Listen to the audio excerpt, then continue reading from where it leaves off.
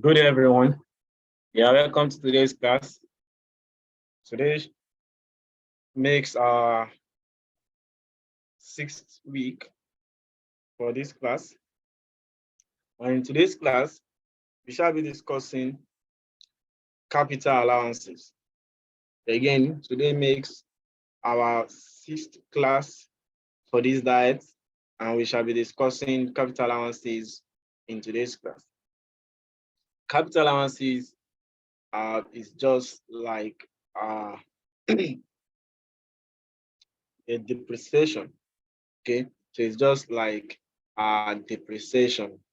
But why depreciation is a provision made, okay, based on the requirement of IFRS or IAS, okay. So capital allowance is the allowances granted for tax purpose. So it is a tax incentive, okay. It is a tax incentive. So why depreciation is a depreciable amount of an asset over the useful life of that asset. Okay, so depreciation is the depreciable amount of an asset over its useful life, and the depreciable amount of an asset is the amount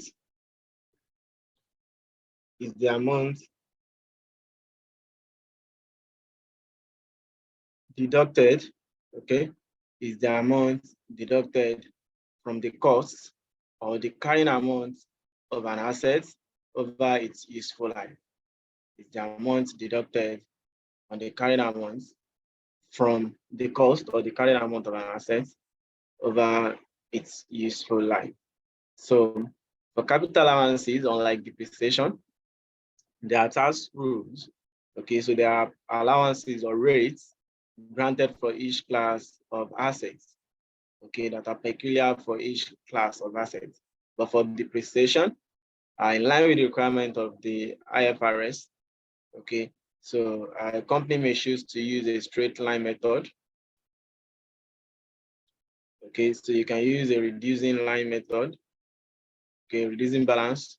Okay, so you can use a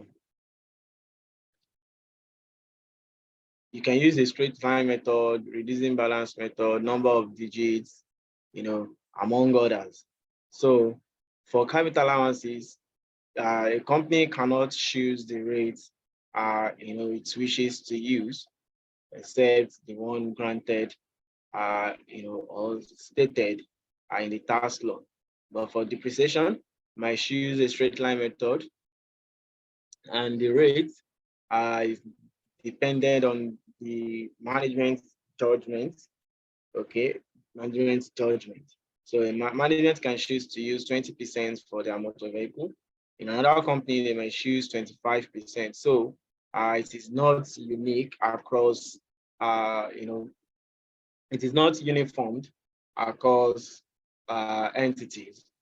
But for capital allowances, if you acquire a motor vehicle, the initial allowance on motor vehicle is 50%.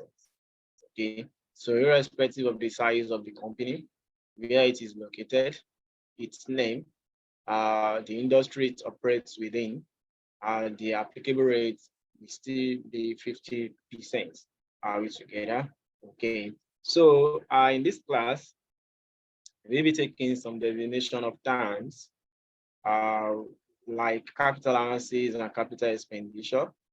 Then we look at the types of capital allowances, such as initial allowance, annual allowance, investment allowance, rural development allowance, among others. Then we also look at the types of capital expenditure. What are the types of capital expenditure? They include qualifying plant expenditure, qualifying building expenditure, motor vehicle, industrial building, among others. Okay, so that is the class of capital expenditure. That's their types. Okay, so thereafter we look at the conditions for granting capital allowances. What are the rates and restrictions for capital allowances? the basis period in line with the requirements of the Finance Act of 2019. Then we look at the computation of capital allowances for small companies. Remember, the threshold for small company is a company with revenue threshold of 25 million naira or below. Okay, so then also we look at the computation of balancing adjustments on assets disposed. So this will give rise to either balancing allowance, or balancing charge. Are we together? Okay, so at the end, you're expected to understand what capital allowances is or are, then the categories of QC, qualifying capital expenditure. Then you should be able to ascertain the conditions for granting capital allowances, the basis period for capital allowances, and various restrictions on capital allowances. Are we together? Okay, so let's look at some definition and types. Let's take the definition and types of capital allowances. Are we together? Okay. Okay, you are welcome. Now, we are taking capital allowances in this class. And at the beginning of the class, I explained or I distinguish between capital allowances and depreciation. Okay. So, why depreciation is an allowance or a provision made as a result of the requirement of IFRS or the International Accounting Standard. I want to believe we all know the meaning of IFRS. Yes. Okay, so that's the International Financial Reporting Standard. Now, remember the definition of depreciation. Depreciation is defined as the depreciable amount of an asset over its useful life. Okay, and the depreciable amount of an asset is the amount deducted from the cost of an asset as a result of wears and tears of that asset over its useful life. So for depreciation, it depends on the management's judgment. For depreciation, we have different methods for calculating our depreciation. We have the straight line method, we have the reducing balance method, we have the sum of digits and the likes. Okay. Why for capital allowances? Yes, there are types of capital allowances, but there are, can I say there are different methods for capital allowances like depreciation? No. For capital allowances, it is regulated. Capital allowances are regulated by the tax law, such as the Personal Income Tax Act, the Company Income Tax Act, the Petroleum Profit Tax Act. For the Personal Income Tax and the Company Income Tax, they are similar. Okay, but for Petroleum Profit Tax Act, its computation is quite different because that's another way or a kind of allowance granted to companies operating in the upstream sector of the petroleum industry. So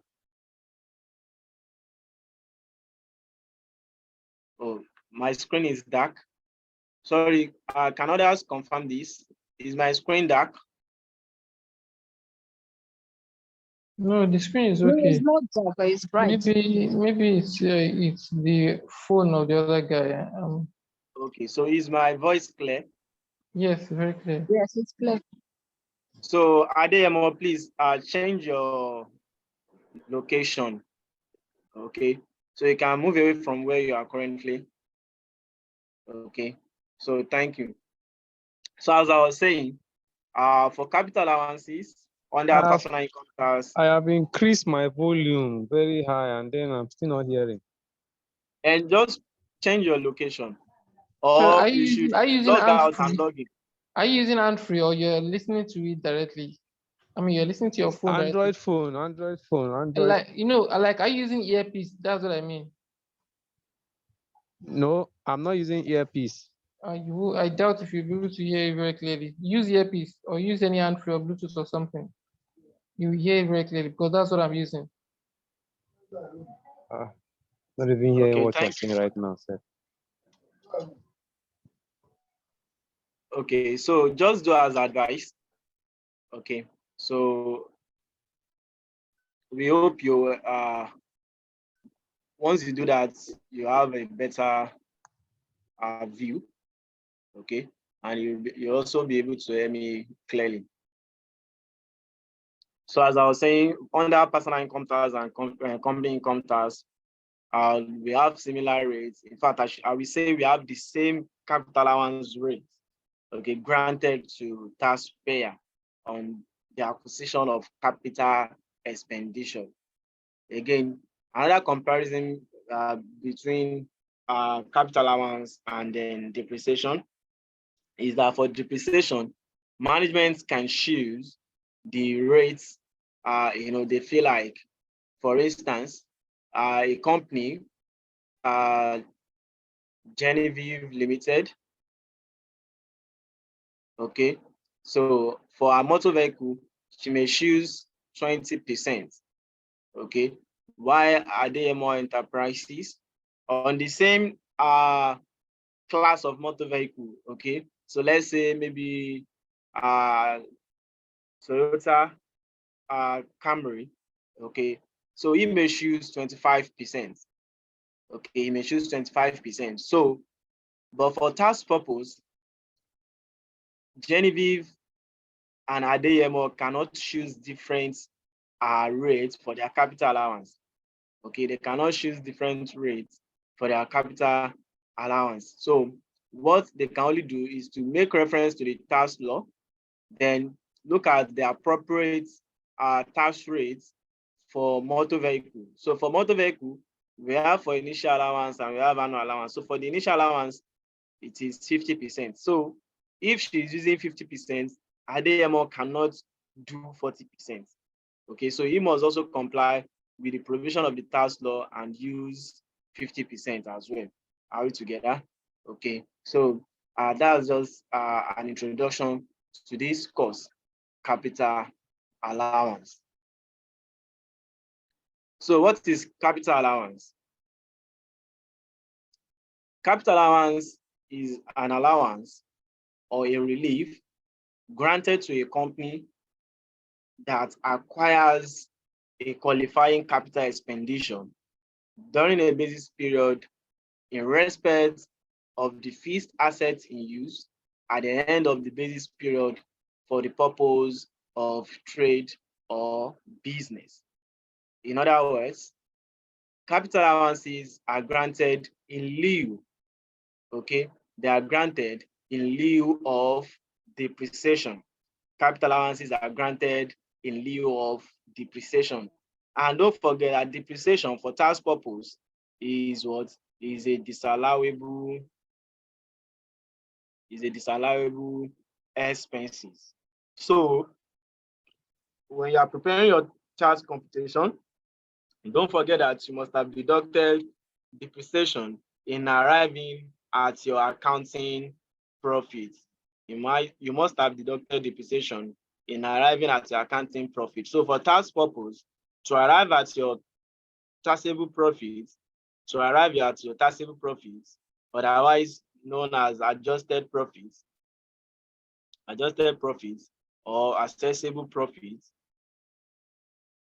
okay, so depreciation must be added back. You must add back depreciation to arrive at adjusted profits or accessible profits, and then your taxable profits. Are we together? So for capital allowances, there are different types of capital allowances, such as initial allowance, annual allowance, balancing allowance, we have investment allowance, then also we have rural investment allowance. Are we together? So now let's look at each one of these one after the other. Are we together? Okay. So initial allowance from the word initial. Okay. So it means at the first time. Okay. So this allowance is granted once in the life of an asset for tax purpose. Again, it is granted in the year of assessment in the basis period of which a fixed asset was first put in use. Okay, so that is when you first acquire a qualifying capital expenditure and you put it into use. Are we together? So as mentioned earlier, it is an allowance granted once in the life of an asset for as long as it is beneficial, owned, and used by the same owner. For as long as it is beneficial, owned, and used by the same owner. Are we together? Okay, so what this means is that if you acquire, let's say, a motor vehicle, so Mary acquired a motor vehicle for, let's say, 2 million naira. She acquired a motor vehicle for 2 million naira, and the initial allowance is 50%. The initial allowance is 50%. So, okay, let me put it this way. Calculate the capital allowance that Mary can enjoy on this motor vehicle for the first year the vehicle was acquired.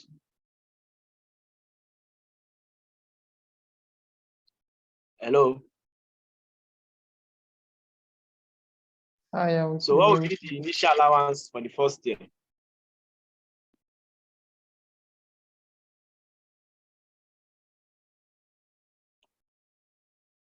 Are you there? Sorry, sir. I think I'm lost. What are the basics to this calculation? Now. The initial allowance would be 1 million. Okay. Now, but do you get the part that initial allowance is calculated once in the life of any assets, Yes, for as yes. long as it is beneficial, owned, and used by the same owner? Yes, Now, my sir. illustration is Mary just acquired an asset, which is motor vehicle, let's say Lexus, for 2 million naira. Don't mind the amount, that may not be the current price in the market. Okay, 2 million naira. And the initial allowance rate granted on the motor vehicle is 50%. Now, you are required to compute the capital allowance on Mary's motor vehicle for the first year using your initial allowance. 1 million. That's 1 million. 1 million. 1 million naira. So you can see how straight 1 million. So it is very straightforward. It is straightforward. All you just need to do is to apply the percentage on the cost of the motor vehicle. Okay, so on the cost of the motor vehicle. So that's how you compute your initial allowance on every acquisition of qualifying capital expenditure, on every qualifying capital expenditure, in as much that it is still owned and then it is still owned by the same owner and the same person has the control over the asset. Then for annual allowance, from the word annual, okay, from the word annual. So it is an allowance granted on a qualifying capital expenditure over the life of the assets, okay? But how do we compute it? It is computed by taking out the initial allowance, from the cost of the assets, then divided by the annual allowance rate, So using this motor vehicle, okay, so we have computed our initial allowance to be what? To be 1 million naira. So it means we are saying 2 million naira minus 1 million naira. So what will be our annual allowance rate? So for motor vehicle, the annual allowance rate is 25%. The annual allowance rate is 25%. But is it possible for us to bring the 25% here, just like that? So it means we'll be doing 1 million naira divided by 25%. If we do this, we may be getting the wrong answer because this will give us maybe 4 million naira if I'm correct. Yes, 4 million. Which is wrong. Okay. So now what we need to do is to convert this percentage. Are we together? So we need to convert the percentage. Then how do we convert? Now we all agree that if anything carries percentage, or if an amount is written in percentage, so it means it is a portion of 100. Okay, so now we have 25, and if our percentage is written in 100, so what we need to do is to say 100 divided by 25. Okay, you say 100 divided by 25 because you want to bring it back to the real value. Do you understand? You want to bring it back to the real value. So what you need to do is to say 100 divided by 25. So what do we have? 4. This should give us 4. Are we together? Yes. Hello, are we together? Yes. So this should give us 4. So it means that how many 25 can we see in 100? Do you get that? How many 25 can we see in 100? So we can see 425 in 100. So what this means is that these assets, for tax purpose, its useful life is 4 years. Do you understand? So now let's try another rate. If we are giving 20%, so what would be the useful life of the assets? 5. For with 20%, that should give us 5 years. Okay. So if we are giving 10%, what would be the useful life? That's 10 years.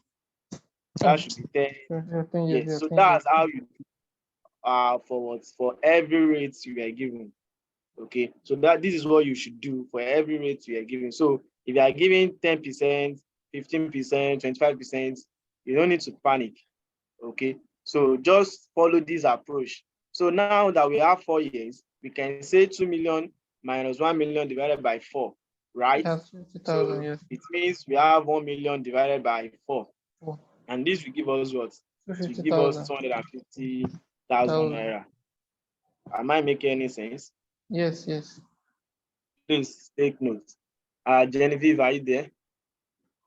So Adeyemo, can you now hear me loud and clear?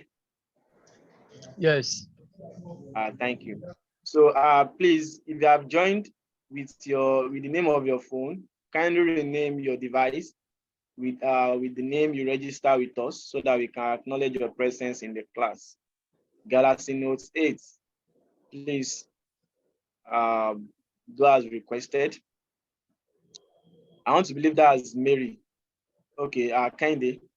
Okay, you're welcome to class. Okay, so I hope we all understand this approach. Yes. Okay, so I want everyone to answer me. Genevieve, Adeyemo. Yes, Kinde. I do. Using this formula, I understand it. Cost minus initial. Yes, I do. Okay, that's nice. I just joined, so I don't really understand. But don't worry, we have a lot of illustration to practice, so you will understand, or you should understand. All right, thanks. Okay, so now the next two so we've taken annual allowance, initial allowance. So others are balancing allowance. Yes, we may have balancing charge, and with this explanation, you should note the difference between balancing allowance and balancing charge. You see, both balancing allowance and balancing charge are arising from balancing adjustments. They are arising from where? Balancing adjustments. Okay, so from the English meaning, adjustments, we have made some, it could be correction, it could be amendment, so now these balancing adjustments give rise or may give rise to either balancing allowance and balancing charge. Now let me explain the two.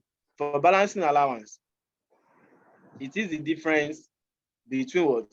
between the tax written down value and the sales proceeds. Okay, so both balancing allowance and balancing charge are the difference between the tax written down value of an asset and the sales proceeds. So what is the tax written down value of an asset? You know, in line with your IFRS or IAS, we call it carrying amounts. Okay, we call it what? Carrying amounts. That is the cost of an asset minus depreciation. Okay, the cost of an asset minus depreciation. So if this is our year one and the cost is 2 million naira, our depreciation is 500,000. Okay, so the carrying amount at the end of year one will be what? Will be 1.5 million naira. So now let's go back to our first illustration here. To get our tax written down value here. Now remember, we have calculated our initial allowance to be 1 million naira, right? Yes. And we have also calculated our annual allowance to be 250,000 naira for the first year. Now, to get our tax written down value, we say the cost minus initial allowance and minus annual allowance. Are we together? So now this will be 2 million minus 1 million minus 500,000. Am I right? So we should have what? Sorry, minus 250,000, right? So we should have something like 750,000 naira. Yes. Is that what you get? Yes. Okay, so that's how you calculate your tax written down value. Are we together? Now you notice a difference. Here, our depreciation for the first year is 500,000 and our carrying amount is 1.5 million naira. But for tax purpose, our tax written down value is how much? Is 750,000 naira for the first year, just for the first year. So imagine the difference. There is a significant difference between the carrying amount of the assets in year one and the tax written down value of the assets in year one. And what's the difference? We have a difference of 750,000 naira. When we get there, we discuss more about it. And this is one of the reasons why you have deferred tax provision. You have deferred tax provision. But we are not going to discuss that now, so that I don't make it complicated. So where are we coming from? Okay, now we are explaining balancing allowance and then balancing charge. So the difference between the tax written down value of an asset and the sales proceed will result into what? Will result into balancing adjustments, or which could be balancing allowance or balancing charge. Now, let's demonstrate that. We have our tax written down value to be 750,000 naira. So let's assume Mary is considering expansion, or she wants to divert, she needs cash, okay? Or probably she has other vehicles and she's like, oh, this vehicle is no longer useful for me. So instead of me tying it down, let me dispose it of. Or probably she's thinking of relocating abroad. Now, she has the intention to put the vehicle to sale, or she has sold it out for, let's say, 3 million naira. Don't forget that she acquired the motor vehicle for 2 million naira. Okay, so let's take a reasonable amount. Okay, let's say she sold it out for 1.5 million naira, and the tax written down value as at the date she disposed the assets is what? Is 750,000 naira. Now, there is a gain on the disposal, right? Which is a gain of 750,000 naira. So for tax purpose, we will say that the disposal of the motor vehicle results into balancing charge. Why? Because the tax written down and the sales proceeds from disposal of the assets, this is the sales proceeds. The sales proceeds from the disposal of the assets is higher than the tax written down value. higher than the tax written down value. So where the sales proceeds from the disposal of an asset is higher than the tax written down value, it results to balancing Charge. charge. It results to balancing charge. And the balancing charge will be added back to the adjusted profits for the year. Will be added back to where? To the adjusted profits for the year. Now, in other words, where she could not, because she needs cash and she's selling to a close, relative or a friend.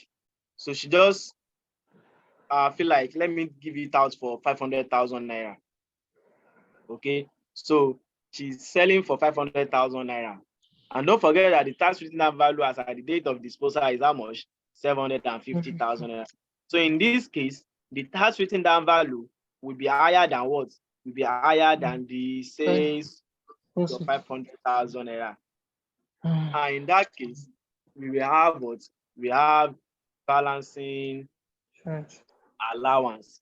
We have balancing allowance. Again, when the sales process, when the tax written down value of an asset is higher than the sales proceed, okay, is higher than the sales proceed. You can see it here. Where the tax written down value exceeds the sales proceed, the difference is a balancing allowance. I hope you now note the difference between balancing allowance and balancing charge. Are we together? Yes. Okay. So then we have investment allowance. We have investment allowance. This is an incentive granted where a company has incurred expenditure on plants and equipment, okay, or plant and machinery. Now, the relevant section of the provision of the company income tax is section 32, subsection 1, and the second schedule, paragraph 18, subparagraph 3 of the Company Income Tax Act. So these are the two provisions of the tax law that grants, investment allowance to taxpayer. So the investment allowance is granted at the rate of 10%, and it is also granted once in the life of an asset, just like our initial allowance, So, and once a company has enjoyed it, okay, so you can no longer charge for investment and allowance. Are we together? Another thing about this investment allowance, unlike initial allowance and then annual allowance, okay, so it is not deducted from the cost of an asset in arriving at the tax written down value. When we are computing our tax written down value here, we deducted the initial allowance and the annual allowance from the cost of the asset to arrive at tax written down value. Now, using the same illustration, our cost is what? Is 2 million naira. Yep. Our initial allowance is 1 million naira. Yes. Our annual allowance is 250,000 naira. So yes. if we are computing our investment allowance now, our investment allowance on this, what will be our investment allowance at 10%? Investment allowance at 10%. Sir, please, is it with the same percentage application of annual allowance if you use that rate? Hello? Is it the way you told us to use that rate for annual allowance? We apply No. I just mentioned that it is computed the same way we did our annual allowance. Initial allowance. Okay. And another unique thing about investment allowance is that it is also computed once in the life of an asset, once in the life of an asset. Okay. So just like the initial allowance. So you apply the 10% straight on the cost. Okay. So that should give us 200,000. Yes. Okay, so our investment allowance is 200,000 naira. So in computing the tax written down value, in calculating the tax written down value, we are not going to consider this at all. So it does not have impact on our tax written down value. Do you understand? So our tax written down value will still remain what? Will still remain 750,000 naira. our tax written down value will still be 750,000 naira. So the question you should now ask is that where do we utilize our investment allowance? It does not have effect on our tax written down value. You see, in calculating our total capital allowance, we are summing up our initial allowance if in the first year, plus annual allowance and plus investment allowance. Do you understand? Plus investment allowance. So the total capital allowance on the motor vehicle for the first year will be what? Will be 1,450,000 naira. Am I correct?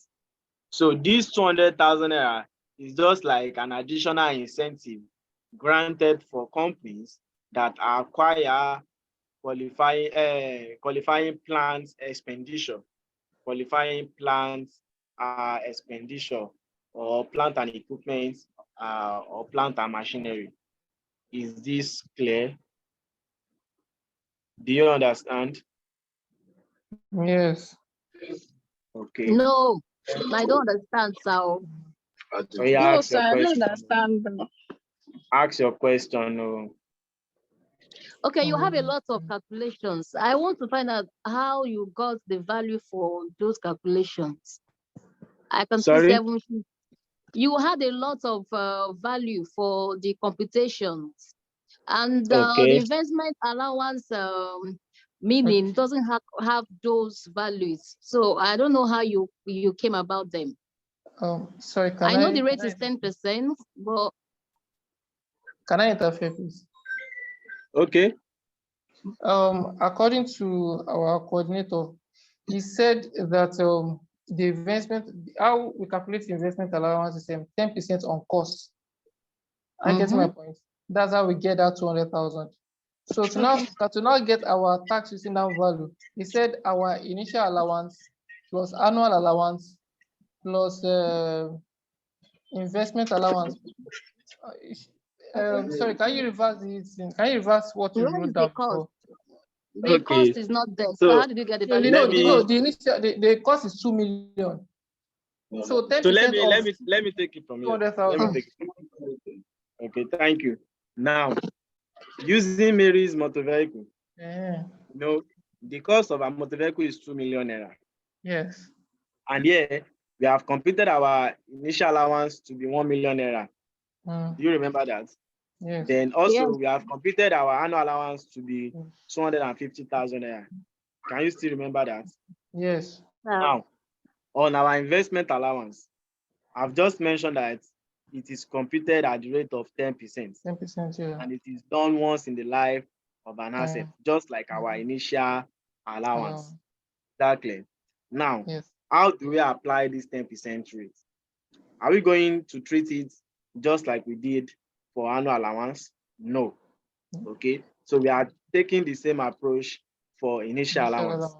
Only that it will not be considered in arriving at the tax written down value of our assets. Do you understand? So, both initial allowance and annual allowance are considered in arriving at this tax written down value, just like we did under this balancing allowance. Okay. So remember our tax written down value is 750,000 naira. Having deducted the initial allowance and the annual allowance of 250,000 naira, Abi.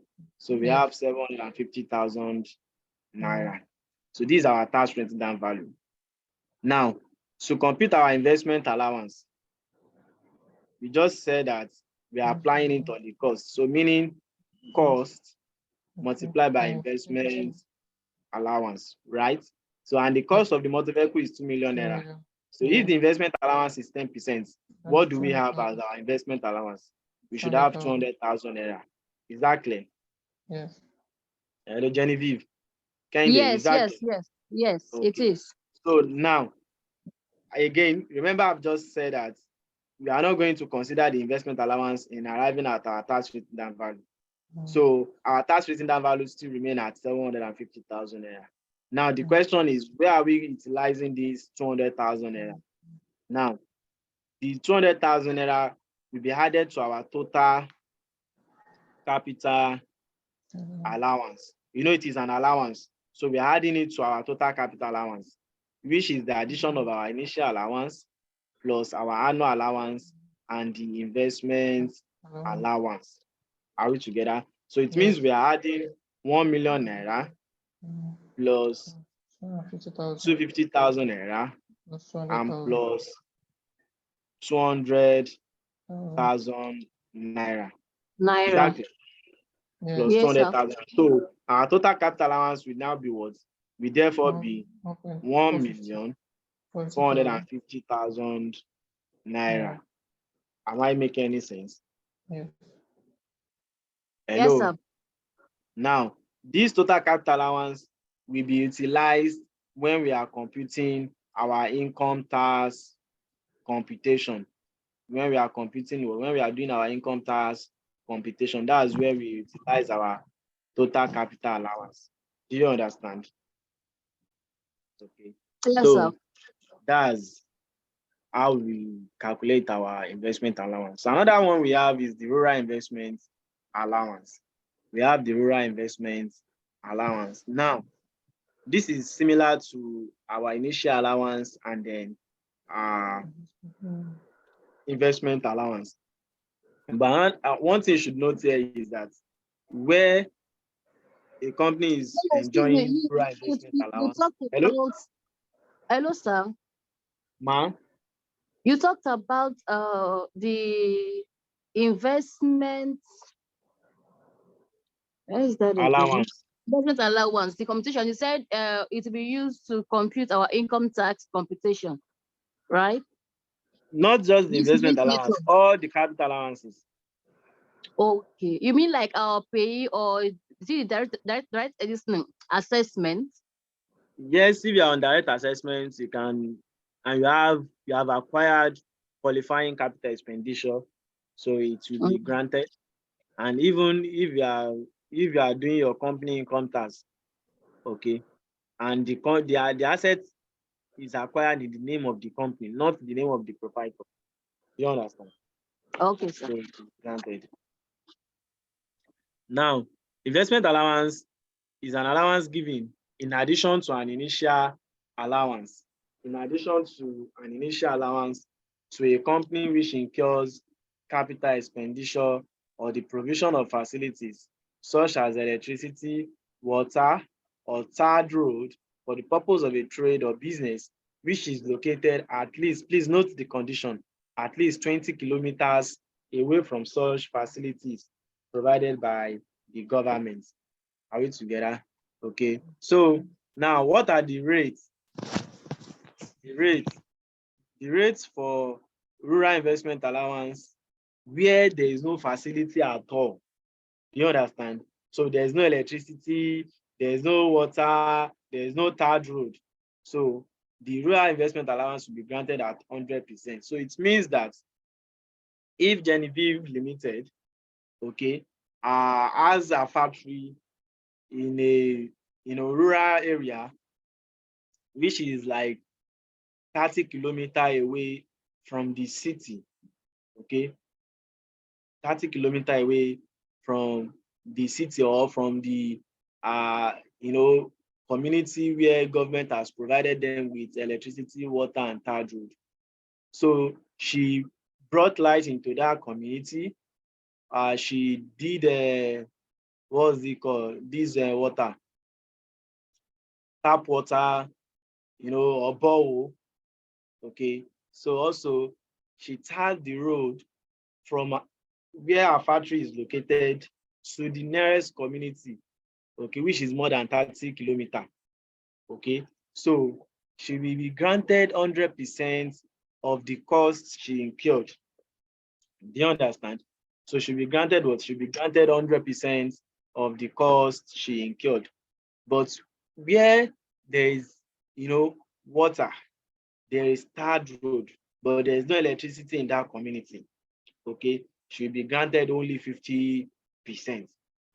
Also, where there is electricity, there is tarred road, but there is no water, okay, she'll be granted 30%. And where government has provided electricity, they have provided water, but the roads are not tarred. The road is not tarred, okay, then she'll be granted 50% of the cost she incurred. Do you understand? She'll be granted 50% of the cost she incurred, in addition to initial allowance. In addition to initial allowance. So the rural investment allowance shall be made against the projects of the year in which the said facility falls, and the allowance or any balance shall not be available for carry forward to any subsequent year. So what this means is that if the total cost incurred is like, say, 10 million naira, okay, and you have been granted 100%. So it means that you can use it as a credit against what? Against your tax payable. Sorry, to reduce your tax, payable, to reduce your tax payable, which means that if your taxable profit or your assessable profit is, say, 20 million naira, okay, and your capital allowance, is maybe 10 million naira. So there is a restriction, we call it 2/3 of the accessible profit, 2/3 of the accessible profit. So the 2/3 of 20 million will give us what? 2/3 of 20 million will give us what? 6.67, am I right? Hello, am I correct? Is it 6.67 or Yes, what? sir. Okay, so now, so that should give us 13.33. 2/3, this is 1/3, 6.67 is 1/3. So 2/3 should give us 13.33. Am I correct? 13.33, sir. Yes, 13.34. It's 13.33. Okay. Okay. So now it means that we have the 2/3 to be 13.33 and our capital allowance to be 10 million naira. So we can, utilize all the 10 million naira. So our total profit on which we can apply our tax rates will therefore be 10 million naira.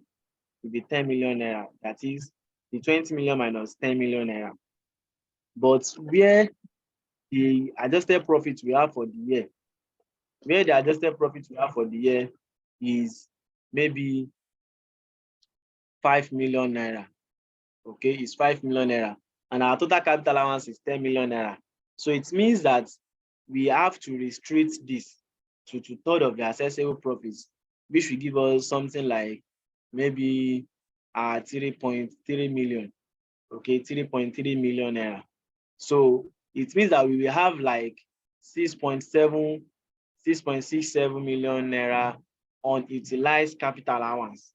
So if this 6.67 million naira unutilized capital allowance is the remainder of our rural investment allowance granted in that particular year, so it will be assumed, to have been enjoyed in that particular year. So we cannot carry it forward. Okay, we cannot carry it forward to the next year. That's a problem. That's one of the setback or limitation of this rural investment allowance. Okay, so it shall be made against the project of the year in which the said facility falls, and the allowance or any balance shall not be available for carry forward to any subsequent year. Are we together? So unlike our initial allowance, annual allowance, investment allowance that can be carried forward to perpetuity. Okay, so the rural investment allowance, once it is not fully utilized in the year the cost was incurred, it can no longer be carried forward. Are we together? Yes, sir. I have a question.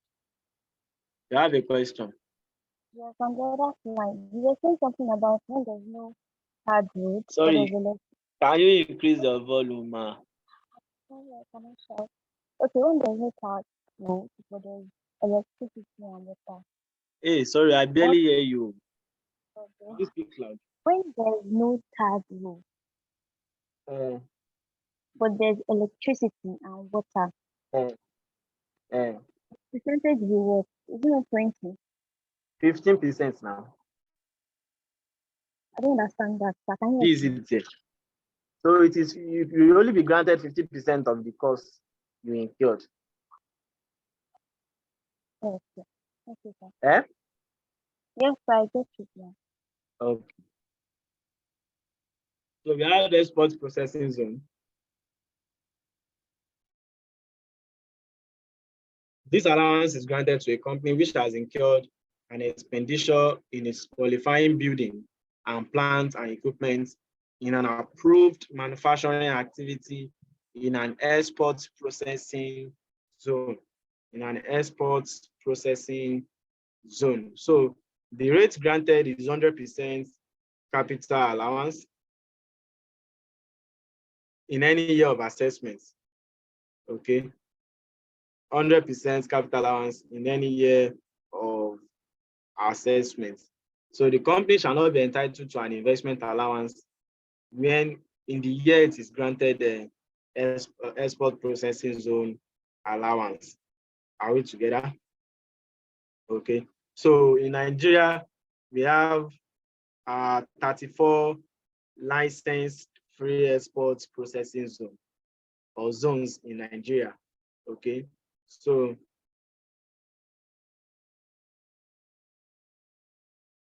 that's that. So Excuse another me, thing I sir. want you to, Excuse me, sir. I'm with you, man. Can you explain further on what these terms means in its qualifying building and plants and equipment? That term qualifying, how does it buttress the statement? Okay. Now, for instance, now, let's say Genevieve is operating in one of the export processing zones we have in Nigeria. Let's say Lagos. Okay. So this allowance will be granted to our company where she has probably constructed a building for office purpose of, let's say, a warehouse. Do you understand? So she has a warehouse in an export processing zone. The cost of constructing that warehouse, okay, whether it was constructed or it was acquired, okay, will be considered what as a qualifying building. Okay, that warehouse will be considered as what as a qualifying building. So because she has acquired it for business purpose. Okay, so another condition is that she must have acquired it with the company name, and that warehouse must be in the export processing zone. So if the warehouse is outside the export processing zone, such allowance will not be granted. Take note of that. So plant and equipment include all these crane, truck, and the likes. Do you understand? That she use, in a primary business activity. So it's just like a manufacturing company now. All the machines they use in producing their products are considered as plants. Do you understand? So there are plants and equipment. So that's an example. So where she has this warehouse, all these crane, machine, production machine, and the likes in an approved manufacturing activity.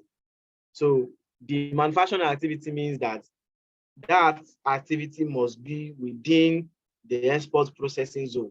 It's not that it will be outside the export processing zone. Do you understand? It's not that it will be outside the export processing zone, and such activity must be approved. So such activity must be approved. So that's it. So Thank you, these are sir. the conditions for granting the allowance. Then we move to qualifying capital expenditure. Now, QC, it can also be, the abbreviation is QC. QC means expenditure incurred on assets. And what kind of assets? Is the one we popularly refer to as fixed assets or non-current assets used for a trade or business, which qualifies for capital allowances in a basis period. Okay, so the categories of capital expenditure that qualify for the grants of capital allowances are as follows. We have qualifying building expenditure, that is expenditure on buildings, warehouse, structures like gazebo, or work of a permanent nature. Then we have qualifying industrial building expenditure. Qualifying industrial building expenditure, that is expenditure on buildings or structure in regular use, such as a mill factory, mechanical workshops, dock, port, and wharf. Then we also have qualifying mining expenditure, expenditure on working of a mine or oil well. We have qualifying plant expenditure, that is expenditure incurred on plant machinery and fixtures. Then we have qualifying plantation expenditure, which is the expenditure incurred on clearing of land for planting. We have qualifying research and development expenditure, that is expenditure incurred on equipment, facilities, patents, and licenses. Then we have qualifying agricultural expenditure, expenditure incurred on plants in use for agricultural trade or business. Then we have qualifying public transportation, like mass transit coach expenditure. They also have qualifying capital expenditure incurred on the development or acquisition of software or other electronic applications. So these are the class of assets that capital allowances shall be granted. Are we together? Okay. So another thing we should note is that here there is temporary, when an asset is not used for a temporary period, okay, so capital allowance will still be granted, okay. So there's nothing like we have not been using these assets for 2 months, okay. So the concern is the asset in use in that year of assessment, okay. So once the asset is in use in that particular year of assessment, it's qualified for capital allowance. So a temporary period of unuse is not an excuse. It's not an excuse. Okay, so let's look at the conditions for granting capital allowance. Conditions for granting capital allowance. The company must have incurred qualifying capital expenditure. So you can't come to us as the tax authority and want to claim capital allowance on an asset you did not acquire. Okay, so one of the conditions is that you must have acquired that asset. Another thing is that you must be the beneficial owner of the asset. That is, you should be able to direct, that particular asset. You should be able to control. You should be able to control and direct the use. You should be able to control and direct the use of the asset. So where you cannot control and then you cannot direct the use of such assets, then capital allowance will not be granted. And also the asset must be used wholly, exclusively, necessarily, and reasonably for the purpose of a trade or business carried on by the company at the end of its basis period. So what this means is that if you have a motor vehicle, now Genevieve has a motor vehicle for her business, but the fact that she's still working with another company as an employee, she has a small business. Let's say she has a supermarket. Okay, she has a supermarket. So, and there's this delivery van. She has a delivery van, okay, or let's say a Toyota Sienna car bus. She has a Sienna car bus, okay. So She also has a driver. Now, this driver, every morning, when she's going to her workplace, let's say she works with maybe Dangote, okay? She works with Dangote. So every morning when she's going to work, her driver takes her to her office. Every morning, her driver takes her to her office. And when it is, closing time, the same driver goes to her place of work to pick her up.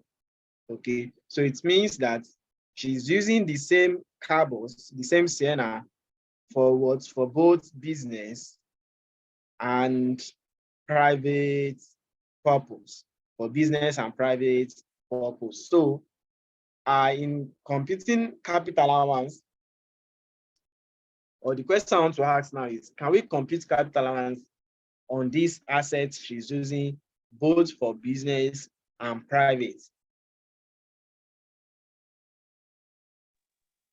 I No, think partially. no, sir.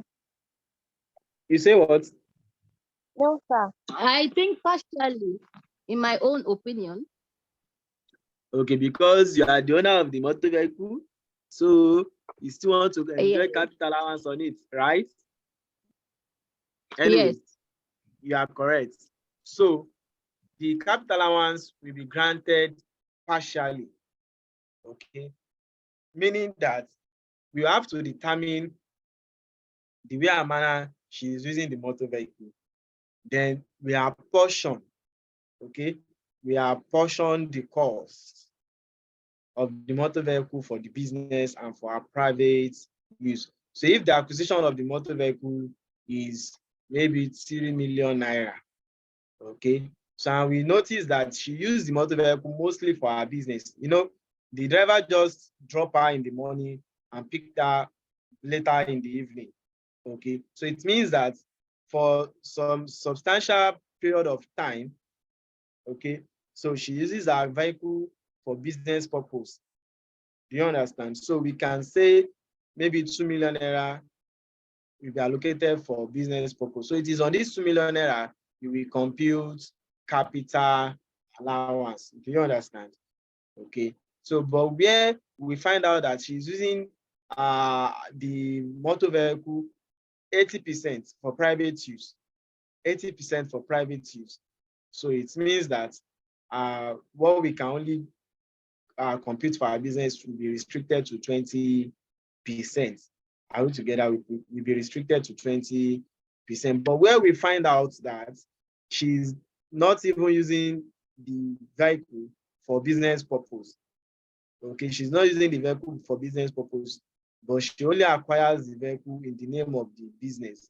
So capital allowance may not be granted because we want to know if the asset is being used wholly, exclusively, and is it necessary for the business? Do you understand?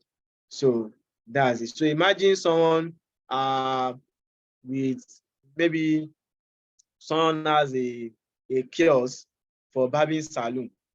Okay, you have a kiosk for barbing salon or hairdressing salon. Okay, now, and this kind of person acquired Sienna car. Okay, so are you saying you are using your Sienna car for barbing salon? Are you saying your salon is mobile? Do you understand? So these are the likely questions the tax authority may ask. So to determine whether the asset is wholly used for the business or not. Are we together? Okay. So then we have the application for acceptance certificate. So we call it CAFA. CAFA. So CAFA means certificate of acceptance of this asset. You have a question? Yes, sir.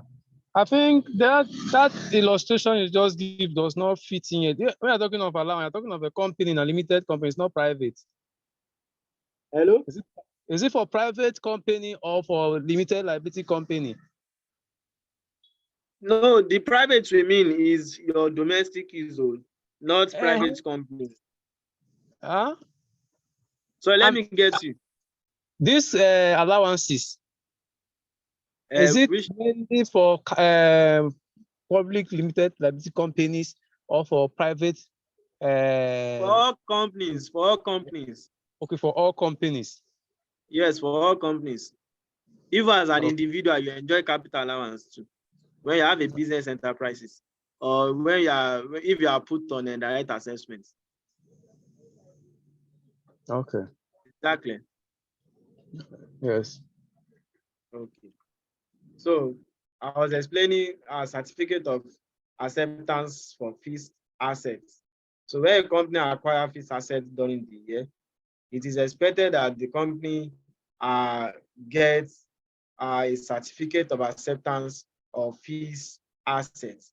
Certificate of acceptance of fixed assets. So this will enable the company to enjoy the capital allowance applicable on that asset. So if you acquire an asset, you need to what? You need to get your certificate of acceptance of fixed assets, certificate of acceptance of fixed assets. So we call it CAFA. Okay, so this you collect from the Federal Ministry of Industry, okay, FMI, the Federal Ministry of Industry. And the condition for granting the certificate is where the total value of additions to PPE, okay, the total value of additions to PPE exceed 500,000 naira in any given year. So it means that if you have a motor vehicle 300,000 naira, you have another motor vehicle maybe 400,000 naira. So if you add this together, you have what? You have a total of 700,000 naira. So it means that for your motor vehicle, you need to secure the certificate of acceptance of fixed assets because the value, the additions of all the assets exceeded 500,000 naira. But where you have, let's say, furnitures, okay, so you have, let's say, fan, 100,000 naira. You have AC. Sorry, this is fittings. This is fittings and not furniture. So you have AC, let's say 300,000 naira. So this is all that you have, and the total is just 400,000 naira. So for your fittings, so you don't need to get certificate of acceptance of fixed assets because the total value of all the additions are not up to is not up to 500,000 naira. Do you understand that? So still on the conditions for granting capital allowances, capital allowance on qualifying capital expenditure incurred in generating tax-exempt income is not deductible from the assessable profits arising from income not exempt from tax under the company income tax. So capital allowances accruing in respect of QCE employed for both taxable and tax-exempt income shall be prorated where the tax-exempt income constitutes more than 20% of the total income of the company, in line with Section 31, subsection 1A to subsection 1B of the Company Income Tax Act. Again, where a company has acquired an asset to generate an income that is not deductible for tax purposes, okay? So such qualifying capital expenditure will not qualify for capital allowance because the income the asset is being used to generate is exempted from tax. So therefore, you cannot claim capital allowance on it. Do you understand? So also, capital allowances are accruing in respect of qualifying capital expenditure employed for both taxable and non-taxable income. Okay, so it shall be prorated where the tax-exempt income constitutes more than 20%, but where it is less than 20%, it may not be prorated and it may be considered as what as QCE employed for generating taxable income. Are we together? Also, capital allowance on QCE incurred by small companies are deemed utilized during the period such companies are tax exempt in line with Section 31, subsection 1C of CETA. So the same thing that applies to the income, to the QCE incurred in generating tax-exempt item is also applicable to small companies. Remember that the income of small companies are exempted from tax. Do you still remember that? Hello? What are the categories of companies that are classified as small companies?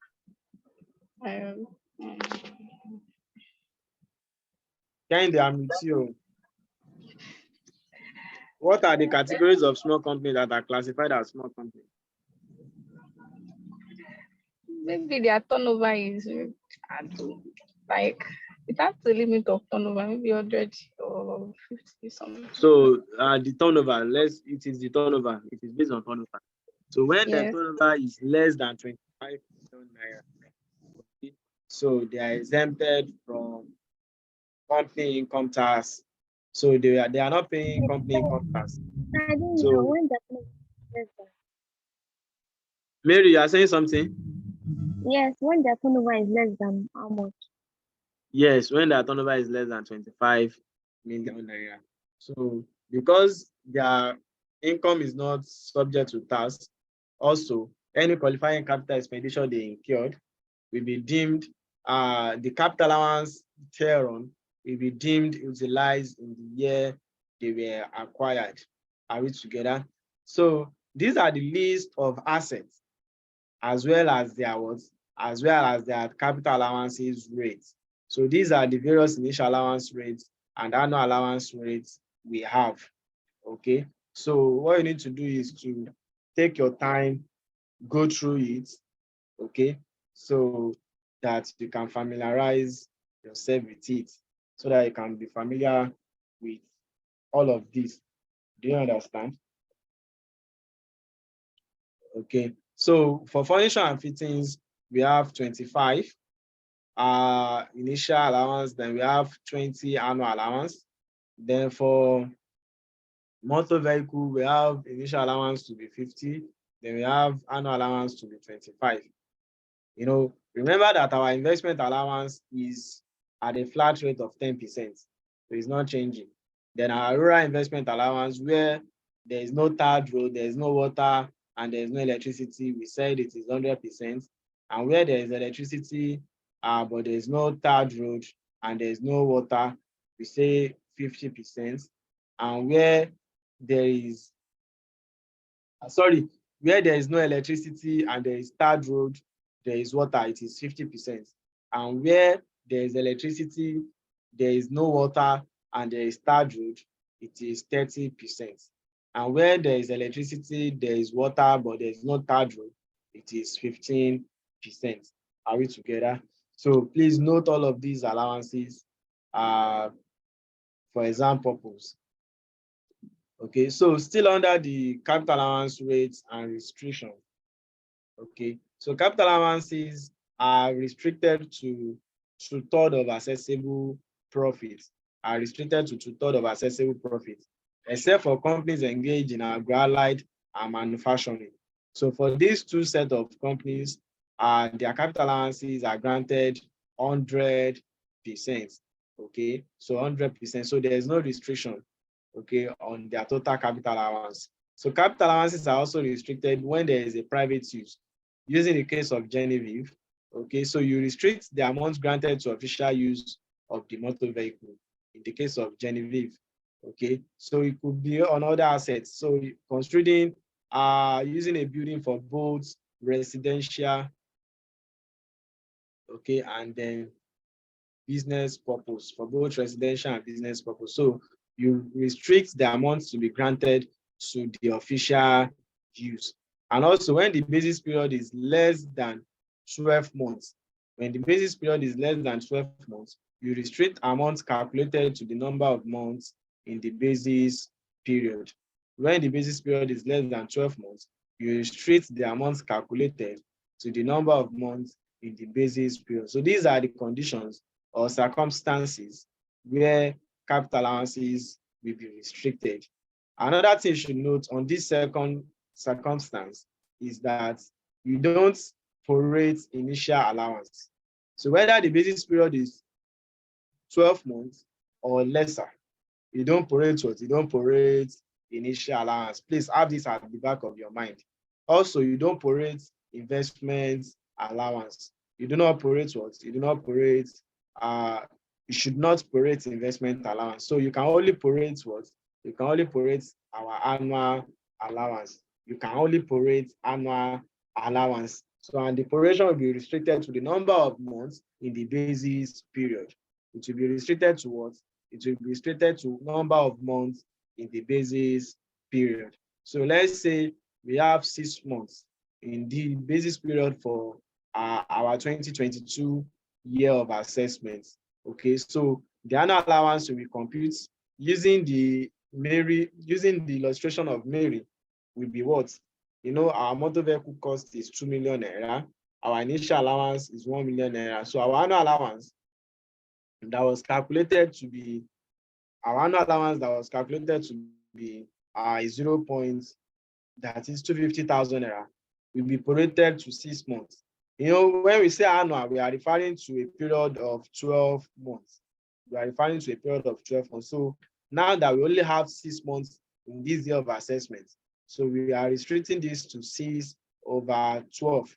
Are we together? So it therefore means that our annual allowance that will be granted for this 2022 year of assessment will be restricted to 125,000 naira. Am I making any sense at all? Hello. Yes, sir. Yes, Okay. sir, you are. Okay, thank you. So another thing I want you to note before we move is that the provision of capital allowance under the conditions for granting capital allowance, you know, here we say that it must be used wholly, exclusively, necessarily, and reasonably for the purpose of the business. And then also capital allowance on qualifying capital expenditure incurred by small business are deemed utilized during the period such companies are tax exempt. Okay, so also where a company is enjoying pioneer status, okay, so when a company is enjoying pioneer status, you will not say that the capital allowances have been deemed utilized. Remember that for companies that are granted pioneer status, their profit is also exempted from tax. Their profit is also exempted from tax. And under this paragraph E, we said that where you acquire a qualifying capital expenditure that is used in generating tax exempt income, such qualifying capital expenditure will be exempted for capital allowance purpose. But when a company is enjoying pioneer status, these two provisions will not hold any water. It means that, yes, their profits for this period is exempted from tax, but all the qualifying capital expenditure they acquired during the pioneer period will not enjoy capital allowance during the pioneer period. But immediately after the pioneer, those assets will be assumed to have been purchased on the first day after the pioneer period. Do you get that? When a company is under pioneer status, all qualifying capital expenditure acquired during that period will not be subject to capital allowance. Okay, that is, you cannot calculate or compute capital allowance on them. But immediately after the pioneer status has ended, okay, meaning from the first day after the pioneer status, all the assets that were acquired during the pioneer status we deem to have been acquired on the first day immediately after the pioneer.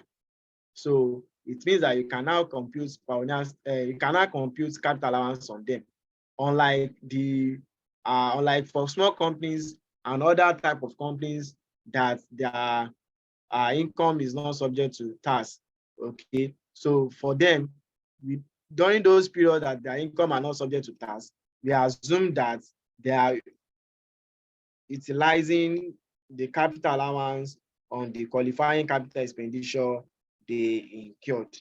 So please note the difference. And also I mentioned earlier that when an asset is, on temporary disuse, okay, so you have to ignore it. So temporary disuse is ignored for the purpose of capital allowance, provided that the asset is brought into use before disposal. Are we together? Okay, so now when explaining the restriction on capital allowance, I made mention of basis period. Basis period. So how do we determine our basis period for capital allowance purpose? How do we determine basis period for capital allowance purpose? So the basis period for capital allowance is the same as that for the assessment of the profit of a company. Though we should have taken the basis period before taking this capital allowance, but that's how we have it in your study test. Okay, so we are following your ATS syllabus. Okay, so in our next class or in our probably subsequent class, we should have a topic that will address the determination of basis period. Okay, the determination of basis period for companies and then individual. Are we together? So again, the basis period for capital allowances is the same as that for the assessment of the profits of a company. So what is basis period? Basis period is just like our accounting period. Okay, so basis period is like an accounting period. So remember that an accounting period is a period of not less than 12 months. Am I right? Now, we have government fiscal year, and the government fiscal year is a period of how many months? It's a period of 12 months, starting from 1st January of a year to 31st December of that same year.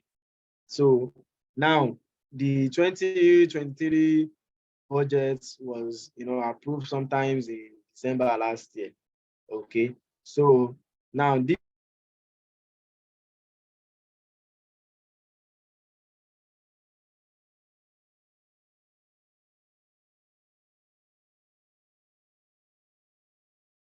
budget was for a period of 2023, etc. So the same thing for our basis period. So our basis period is a period of 12 months, but we have circumstance or there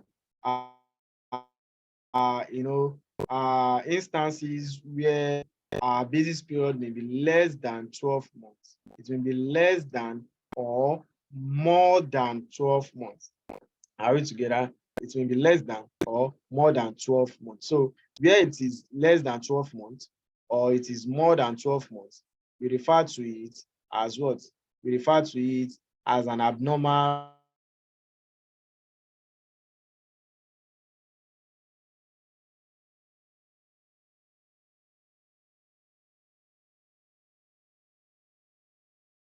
basis period. So meaning that we have two types of basis period: abnormal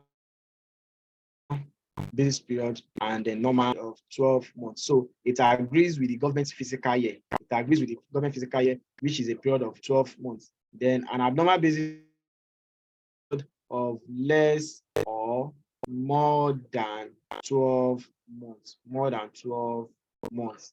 Do you understand? Okay. So when we say that the basis period for capital allowance is the same as that of assessable profit of a company. So it means that capital allowances are given in an assessment year in respect of assets acquired or qualifying expenditure incurred in the preceding year of assessment. So another thing about this basis period, like I said earlier, it is our accounting period. So if a company has an accounting period that runs from 1st January to 31st December, okay, so that same accounting period will be taken as our basis period. Do you understand? Or if you have a company and your accounting year ends. So let me ask you, how many of you are working? Are you still a student or you are working already? So Genevieve, you are working, have you? Yes, I am. Okay, so are you working in a company or a business enterprise? I work in a company. You work with a company. So Yes. in your company, what is your accounting year end? December 31st.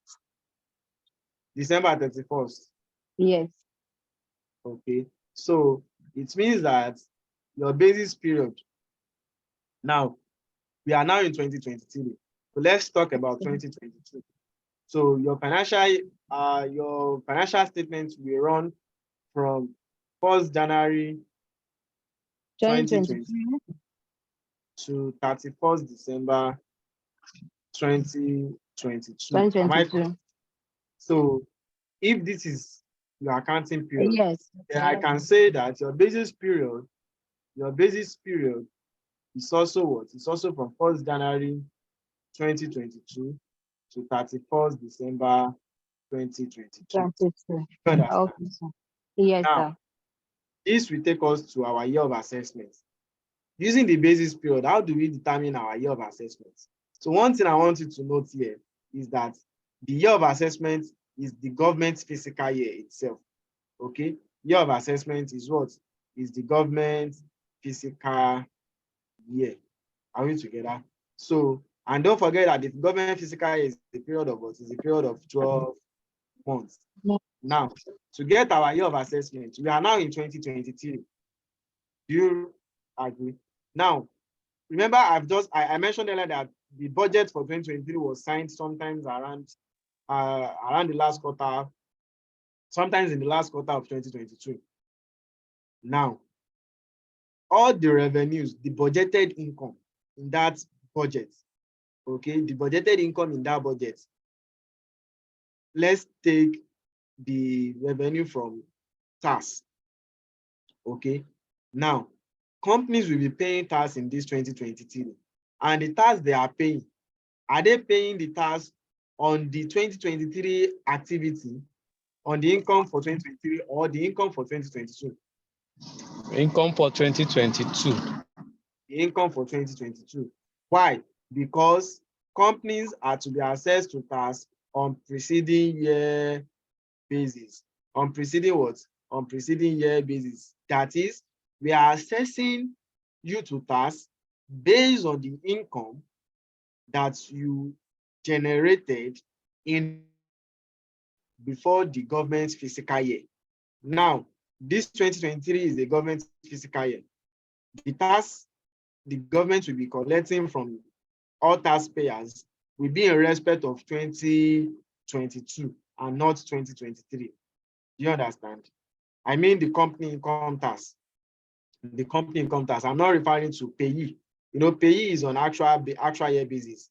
Yes, so you're when correct. you collect your salary in this month, you pay the tax in this month. So I'm not talking about payee. I'm talking about income tax. Okay, I'm talking about income tax, both for companies and individuals who are on direct assessment. Do you understand? So now, the preceding year basis again means that we are assessing you to tax based on the income, okay, based on the profit you earned in the year before the government fiscal year. So if our basis period begins on the 1st of January 2022 and ended on 31st December 2022, what would be our year of assessment for this basis period? Hello, I'm expecting your response. What would be our year of assessment for this basis period? Sorry, rephrase the question, please. I didn't get you. Now, if our basis period begins on 1st of January 2022 and ended on 31st December 2022, what would be our basis period? What would be our year of assessment for this basis period? 2023. 2023. Why? Because our year of assessment must have a basis period that ended in a year before the year of assessment. Okay, again, our year of assessment should have a basis period that ended in a year before the year of assessment. That is, the year immediately before the year of assessment. So let me use another illustration. BC Limited basis period begins on May 1st, 2021 and ended on 30th April 30th April 2022. So what will be the year of assessment for this basis period? What will be the year of assessment for this basis period? Sorry. We have a basis period that started on 1st of May 2021 and Okay. ended on 30th April 2022. So what will be the year of assessment? 2022, but let's say a month or 2 months after, since it's over I 1 year. get you. For me, I feel it's the year 2022, but some months after the accounting year, since it's not Okay, from any January other to opinion? December. Any other suggestion? I think 6 months later, maybe. Okay, your own is 6 months later. So meaning the year of assessment will still be 2022, right? Yes. Okay, any other suggestion?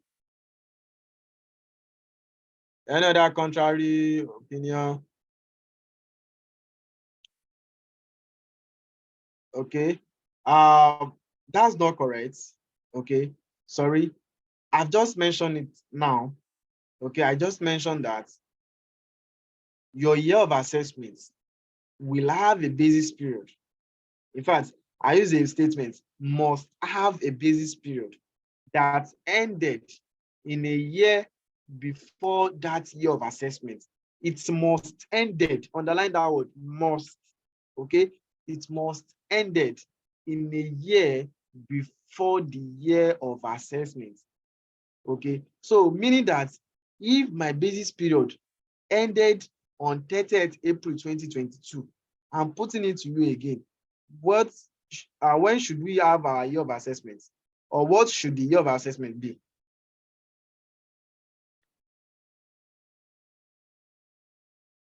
December 31st, 2021. Then December 31st, 2021. Then another one will now be January to April. No. You are not getting it. Again, our year of assessment must have a basis period that ended in a year, immediately before the year of assessment. So this is our basis period. This is our basis period. It started from 1st of May 2021 and ended on 30th of April 2022. So what should be our year of assessment for this basis period? What should be our year of assessment for this basis period? 2023. 2023. Is that Genevieve? Yes, sir. Okay. So it should be 2023. So that's what I want you to note. Forget about the tax law that says that a company should file 6 months immediately after the year end. Yes, you are filing 6 months immediately after the year end. In fact, you are making the payment in 2022, but the year of assessment you'll be referring to will be 2023. Okay, because if you should count 6 months from April, okay, so that should end in October. Okay, October 31st. Am I right? May, June, July, August, September, October. So it should ended on October 31st, 2022. So you're expected to file your returns, okay, your income tax returns on or before 31st of October 2022, based on these accounting dates. But nevertheless, when you are computing your income tax, okay, so you are making reference to 2023 year of assessment. Because of that condition, underline the word again, must, okay? So our year of assessment will always have an accounting period or a basis period that ended in a year immediately before the year of assessment. Do you understand? So if I have a year of assessment of 2022, okay, and I was told that the company prepares their accounts up to 31st December of every year, and I've been told that the year of assessment is 2022. So my basis period must end in what year? Hello? if I have a year of assessment of 2022, so when should my basis period ended?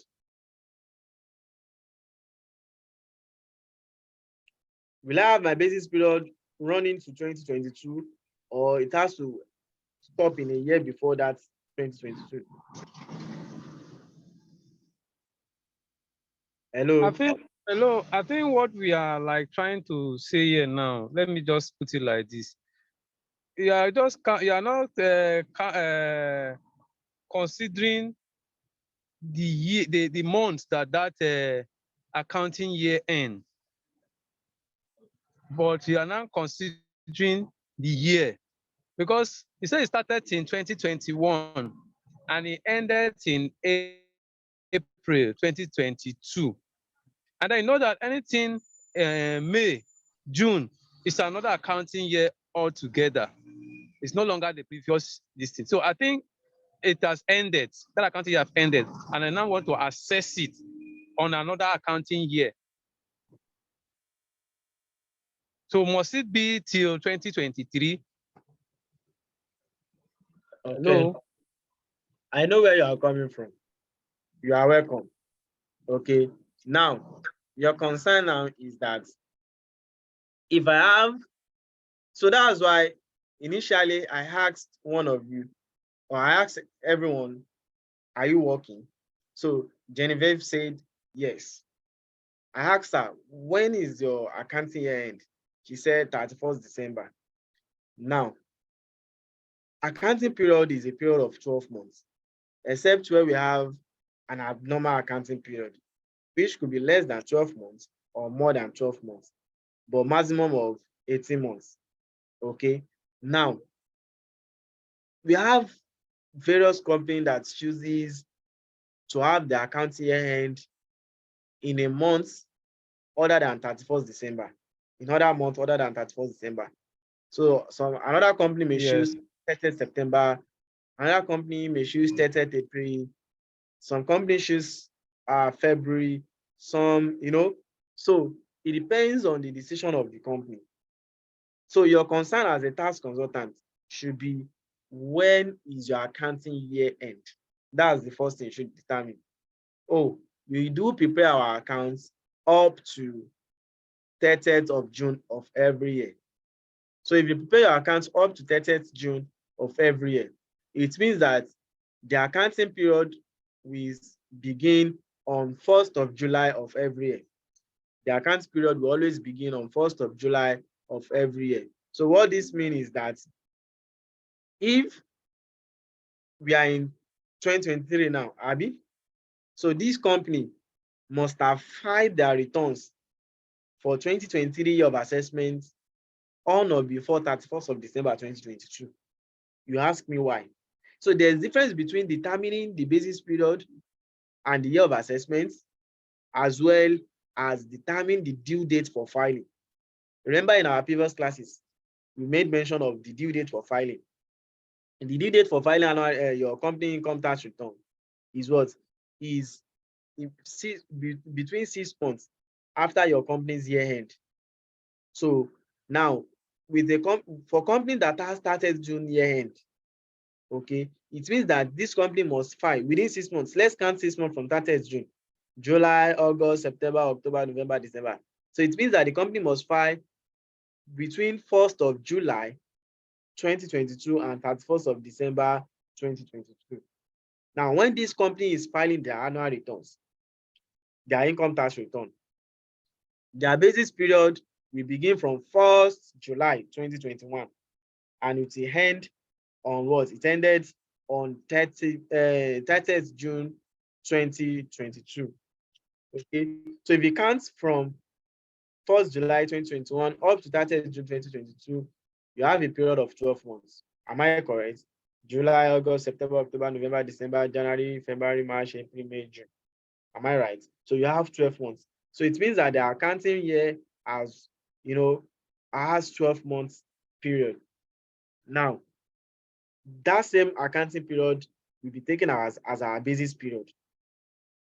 Okay, so that's when I was defining basis period, I said it is the same as an accounting period and it will usually have a period of 12 months, beginning from the first day of the company's accounting year up to the last day of the company accounting year. Do you understand? So beginning from the first day of the company accounting year up to the last day of the company accounting year. So now, for this company, we started June year end. Having their accounting year ended on 30th June 2022, we can't have the same year as year of assessment, because from the definition of year of assessment, we said our year of assessment, we have a basis period that ended in a year before the year of assessment, in a year immediately before the year of assessment. Do you understand that?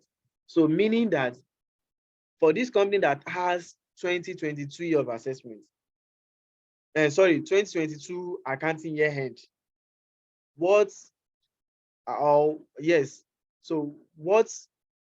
we use as our year of assessment? What year are we using as our year of assessment? Are we using the same 2022, or we are looking at a year before, a year after 2022? So we'll be looking at a year after 2022, going by the definition. So another way you can determine your year of assessment, having your basis period, is to look at the end dates of your basis period or of your accounting year end, and you do +1. So at the beginning, I asked Genevieve that, okay, if your accounting year end is 31st December of every year, it means that you have ended an accounting year on 31st of December 2022. So what should be your year of assessment for this accounting year end? She said 2023. The analogy is that she added 1 to their accounting year end, giving her 2023. So irrespective of the month the company ended the accounting period, okay? So even if it is on 31st of January 2022, if it is on 31st of January 2022, your year of assessment will still be 2023, going by that simple analogy of adding 1. Do you understand? So you just add 1. You add 1 to the accounting year end to arrive at your year of assessment. So I think with this, you should understand that definition that says our year of assessment should have an accounting period or a basis period that ended in a year before that year of assessment. Am I making any sense? Yes, sir. So, Fauzi, is it clear to you now? Yes. Is it clear to everyone? Mary, Kende, Adeyemo, is it clear? Yeah. Mary, did you just say yes? That was not me, but it's kind of confusing at the beginning. Okay, it's kind of Abby. Yes. Okay. So thank God it is clear. Okay.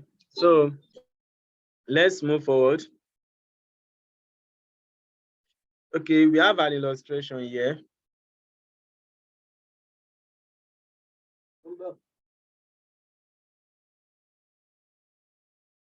So let's take this illustration. So can someone read for us?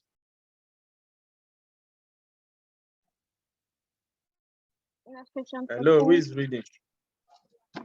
A company that normally makes up its account to 30th of June each year acquired assets as follows. Date 31st December 01. Asset purchase. Building cost 5 million. 15/5/02. Jeep motor vehicle 3 million. 30th 7/02. Machineries 2 million. 13/3/04. Furniture 1.5.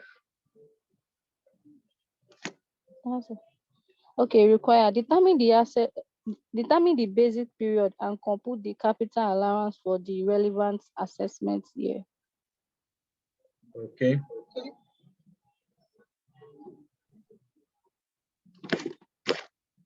So we are asked to determine the basis period. Now, from my explanation how do we determine our basis period? You know, here now, we are giving the company's accounting year end, right? Which is started June. Am I correct? And we are giving the following dates of acquisition of all the assets: 2001, 2002, 2004. Now, the first step is to determine the basis period for our assessable profits. Okay, basis period for what? Basis period for assessable profit. Basis period for assessable profit. So don't forget the company end is when? 30th June, right? So now the first date we have here is 2001. Am I correct? So we have 30th June 2001. So if you have 30th June 2001, this period will begin when? When is the likely beginning date for a period ended 30th June? Hello?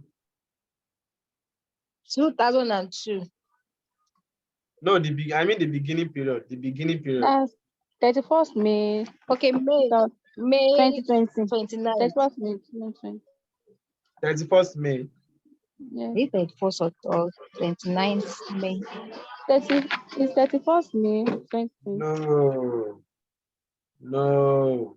Who is our savior this evening? Oh? Again, the accounting period, okay, ended on 30th June. So what will be the beginning accounting period? What will be the beginning date for the accounting period? Okay, July. July was 1st of July, which year?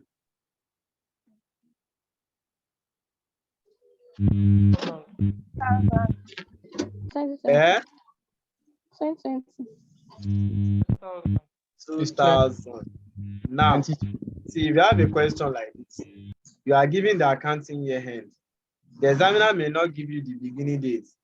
So what you just need to do is, okay, if my accounting year end is 30th, July, sorry, 30th June. If my accounting date is 30th June. So what will be my beginning date? So you have to count back. So let's do that using this illustration. So this is 30th June. This is June.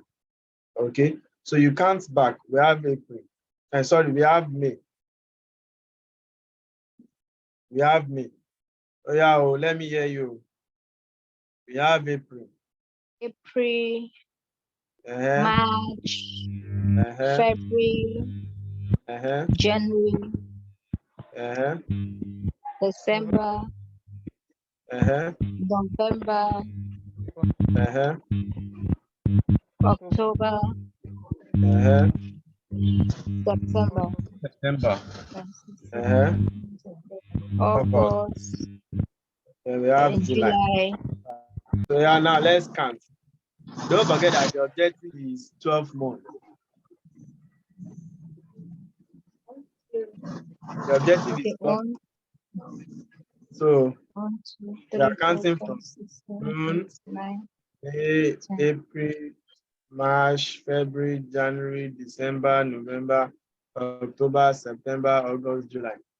So how many months is that? 1, 2, 3, 4, 5, 6, 7, 8, 9, 10, 11, 12. 12 months. 12 months.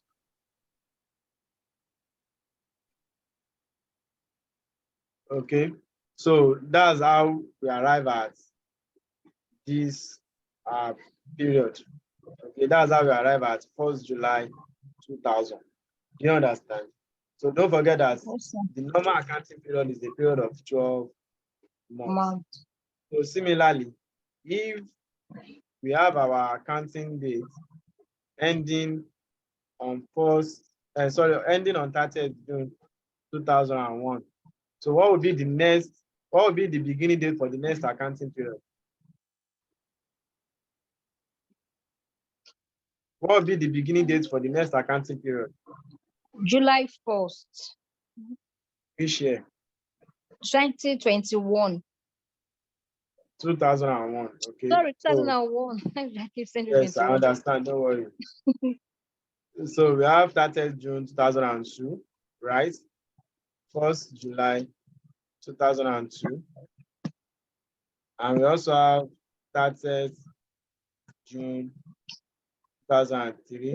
3, Then we have 1st July 2003. 2007. Then we have 30th July. Sorry, 30th. We have 30th June. 2004. Then here we have 1st July 2004 to 30th June 2005. So this is how you continue until you reach the last date given by the examiner. Do you understand? So in this case now, the last date here is 2004. 2004. Am I right? Yes, sir. 2004. So that's why we stopped at 2000. So we should have stopped at 2004. Okay, but we choose to make it up to 2005. Do you understand? So that's it. Now, coming back to this question, we were told that we were asked to compute the basis period for capital allowance and the capital allowances for the relevant year of assessment. Now, our basis period for capital allowance, that's the next step. Okay, so basis period for capital allowance, basis period for capital allowance, basis period for capital allowance. Now, our basis period will be similar to that of assessable profits. Okay, so we are using the same. So just permit me to use this. Now, the other thing we are adding to this now is the date of acquisition, the asset purchased, and the cost. Okay, so the date of acquisition now, the date of acquisition, or let me just use this place. Okay, so we have our basis period, we have date of acquisition, we have assets purchased. Okay, then what else? We have the cost. Okay, so now looking at the date of acquisition here. In fact, let me arrange this in this order. Date of acquisition. So bringing in the date of acquisition, we have 31st December 01, 15 May 02, 30th 702, and 13/3/04. Okay, so we have 15/12/01. Oh yeah, are we together? Sorry, 31st/12/01 rather. 31st/12/01. We have 15/5/02. 502. What else do we have? Uh, I want to believe you guys have your notes now. 13/02. Can use your notes. We have 37/02. Then what else? Oh yeah,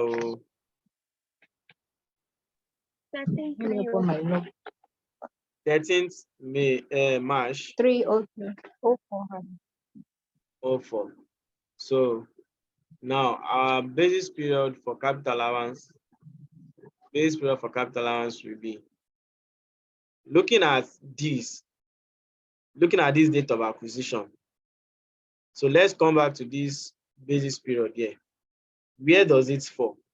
Does it fall between 1st July 2000 and 30th June 2001? or it falls between 1st July 2001 and 30th June 2002? Where does this acquisition date fall? It falls between 1st July 2002. It falls between 1st July 2002. July 2001 to 30th June 2002. Am I correct? So now if you look at this too, 15th May 2002, where does this fall? It falls between 1st 07/01 to 30th 06/02. Am I correct? And looking at these as well, 30th 07/02, where does it fall? It falls between, oh yeah now, 30th 07/02 falls between 01, 07, 02 to 30th 06/03. Am I correct? Hello, am I correct? Yes, you are. Yes, yeah. Where does this date fall? These also fall between 01, 07, 03 to 30th 06/04. Am I correct? So now, if you come back to this basis period, let's determine the year of assessment for each of these basis periods. For this first one, what will be our year of assessment? Hello? What will be our year of assessment for this first one? 2002. 2002. Then the next one. 2003. Then the next one. 2004. Next. 2005. Next. And 2006. So you can see the simple analogy that is just like you adding 1 plus 1 plus 1 plus 1 and plus 1. So meaning that our year of assessment has a basis period. You know, this is our basis period. Has a basis period ending in a year immediately before the year of assessment. Do you now understand that definition? Hello? Do we now understand that definition? Yes, I do. Okay. So now let's bring our year of assessment here. So our year of assessment for assets purchased within this period will be what? Look at it to remember you are doing plus 1. We have 2003, right? Plus 1, 2003. Plus 1, 2004. Am I correct? 2005. We have 2005. 5. So let's bring the assets purchased.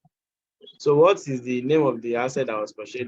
We have building, motor vehicle, machinery, and furniture.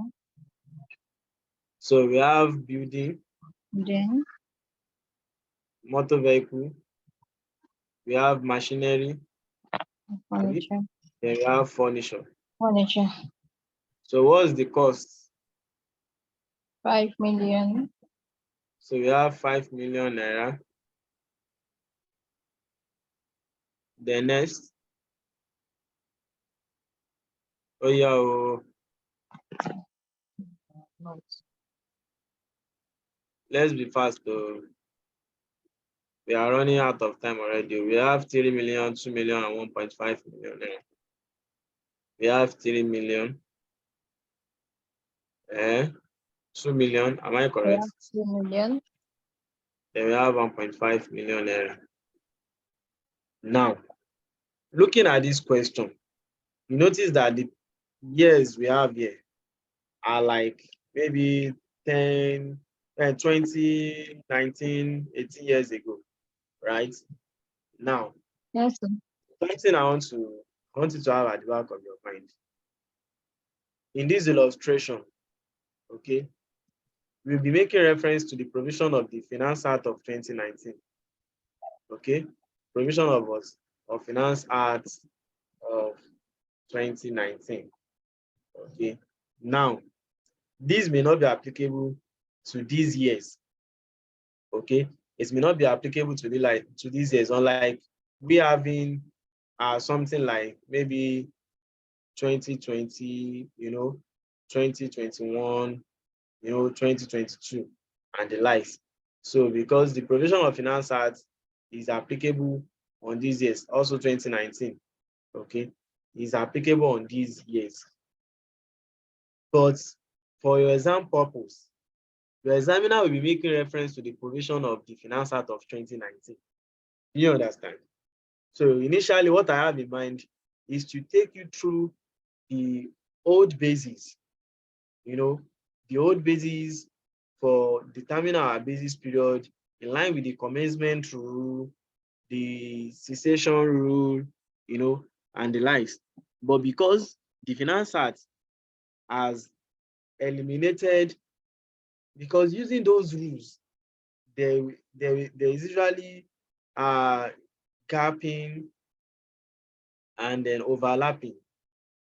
There will be gapping and overlapping in the basis period. There will be what? There will be gapping and overlapping in our basis period. Yes, we may not have that in this illustration because this company is assumed to be a subsisting business. It is a subsisting business, that is a company that has been in business for long.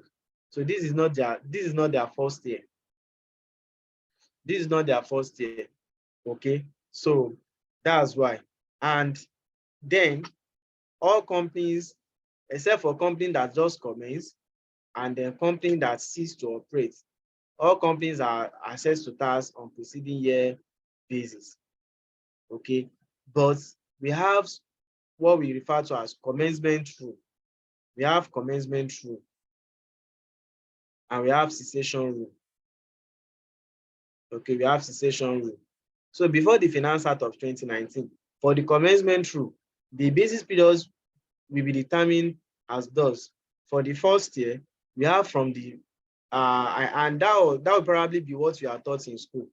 Okay, so from the first year up to 31st December of that same year. For the first year, it will be from the commencement date up to 31st December of that same year. And the second year will be from the date of commencement up to 12 calendar months. Then the third year will be on what? Will be on preceding year basis.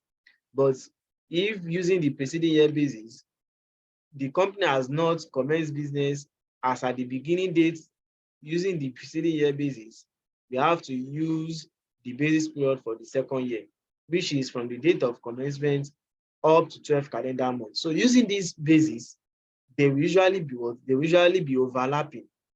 They will be overlapping in our basis period. Just imagine the first rule, asking me to use from the date of commencement up to 31st December. And the second rule is still making reference to this same commencement date. Okay, so it means that taxpayer will be assessed to tax more than twice or twice on the same basis period. Do you understand? So now, demonstrating that, let's assume this company commenced business on 1st July. Okay, on 1st July 2000. Now, looking at these dates, our first year will be from 1st July 2000 up to what? Up to 31st December 2000. Our second year will be from the same 1st July 2000 up to what? Up to 30th 06 2001. Now, our third year, taking the basis and taking the preceding year basis, we have, the third year now will be, the first year will be 2000 year of assessment. The second year will be 2001 year of assessment. So the third year now will be 2002 year of assessment. And if we are using 2002 year of assessment, the company has a year end of 30th June. So going by this, for 2002, and we've mentioned that our year of assessment must have a basis period that ended in a year before that year of assessment. So meaning we'll be having 30th 06 2001, beginning on 1st 07 year 2000. Can you see the overlapping in this basis period for the 3 years of assessment? I'm not sure if you are seeing what I'm saying. Hello, Yeah. are you guys? I'm with you. Yes, sir. Okay, so that's where the overlapping is the taxpayer will be assessed to tax on the same basis period from the first day of assessment up to the third day of assessment. So thank God for the Finance Act that abolished this overlapping. So gapping, taxpayer also experience gapping, most especially between the basis period for assessable profits and basis period for capital allowance. There are, in some circumstances, there will be no handshaking.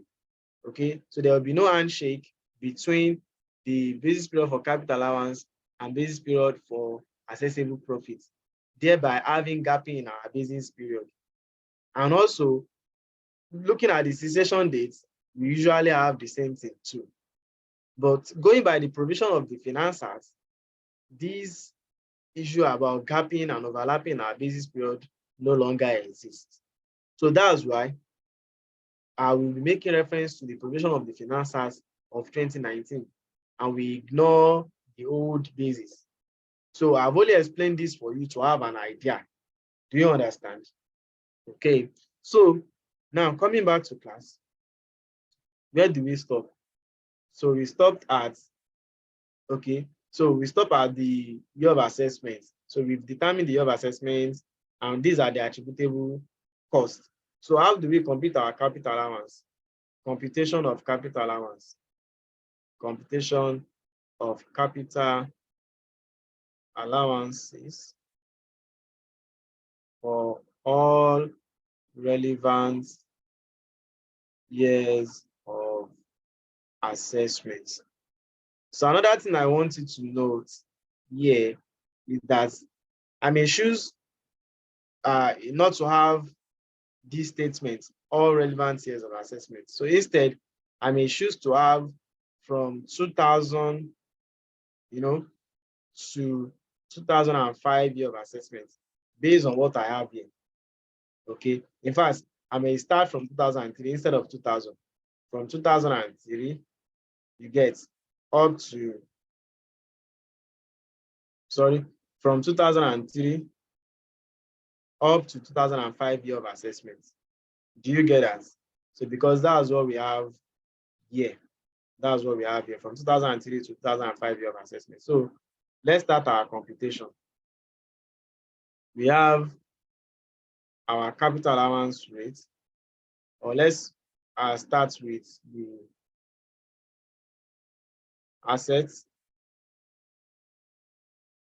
So for our assets, what we have, motor vehicle, or what's the first asset we have? We have building. We have building. We have motor vehicle. What else? Machinery and furniture. We have machinery and we have furniture. So we can have our total capital allowance here. Total capital allowance. Okay. So we have our capital allowance rate. We have our capital allowance rate. Capital allowance rate. So we have initial allowance. We have it for building. What's our initial allowance for building? We have 50%. For building, we have 15%. For motor vehicle, we have 50%. For machinery, we have 50%. For furniture, we have 25%. Okay. Then we have our annual allowance rate. Annual allowance, we have 10% for building. We have 25% for motor vehicle. We have 25% for machinery. And we have 20% for furniture. So our machinery, is it plant and machinery or what? So we are just giving machinery. So we don't know if it is plant and machinery. So let's assume it is plant and machinery. Okay. So it is plant and machinery.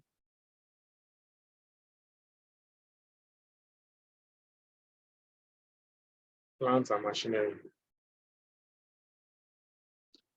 So now let's compute our capital allowance. Our time is running out. Now, for our first year of assessment, that's 2003, right? 2003 year of assessment. So what's the cost of the assets? What are the assets that were acquired in 2003? So we have building and motor vehicle acquired in 2003. Am I right? So we have motor vehicle. How much is the cost for building? 5 million. Motor vehicle, how much? 3 million. Am I correct? Please check your note. Yes, sir, you're correct. So our initial allowance will be how much? Our initial allowance will be 15% of 5 million will give us what? Right. Eh? 15% of 5 million will give us how much? 750,000. 150. Then 50% of give us how much? 1.5. Our total initial allowance will be how much? It will be 2,250,000. Am I correct? Then we have annual allowance. So our annual allowance, don't forget how to calculate our annual allowance. We deduct our initial allowance from our cost. So 750 minus 5 million will give us what? Will give us 4,250,000. So 4,250,000 multiplied by 10%. That should give us 425,000. 425,000. So remember, we are not prorating our annual allowance because it's a period of 12. Am I correct? Because the company did not just commence business. The company has been in operation for long. And we didn't have any information as regards the cessation of business. Do you understand? Do you understand? Are we together? I can't hear you. Are we together? Yes, we are. Okay. So the next thing now for our motor vehicle, so we will have 25% of 1.5 million naira. We give us how much? 375,000. Am I correct? So if you add this to this, what do we have? We should have 800,000. Please punch your calculator. I'm not using calculator here. Are we on the same track? Yes, you're very correct. So we are not computing investment allowance for motor vehicle and then building. So yeah, our tax written down value will be what? Our tax written down value will be 750 plus 425 will give us how much? Hello. So that should give us 1,175,000. Yes, sir. Am I correct? Yes, sir. So You're correct. deduct 1,175,000 5 million. What do you have? So you should have 3825. you should have 3,825,000. Yeah, for this, what do you have? You should have 1,175,000. Am I correct? So yeah, what do you have here? You should have 3,050,000. So our total capital allowance will be what? 3,050,000 naira.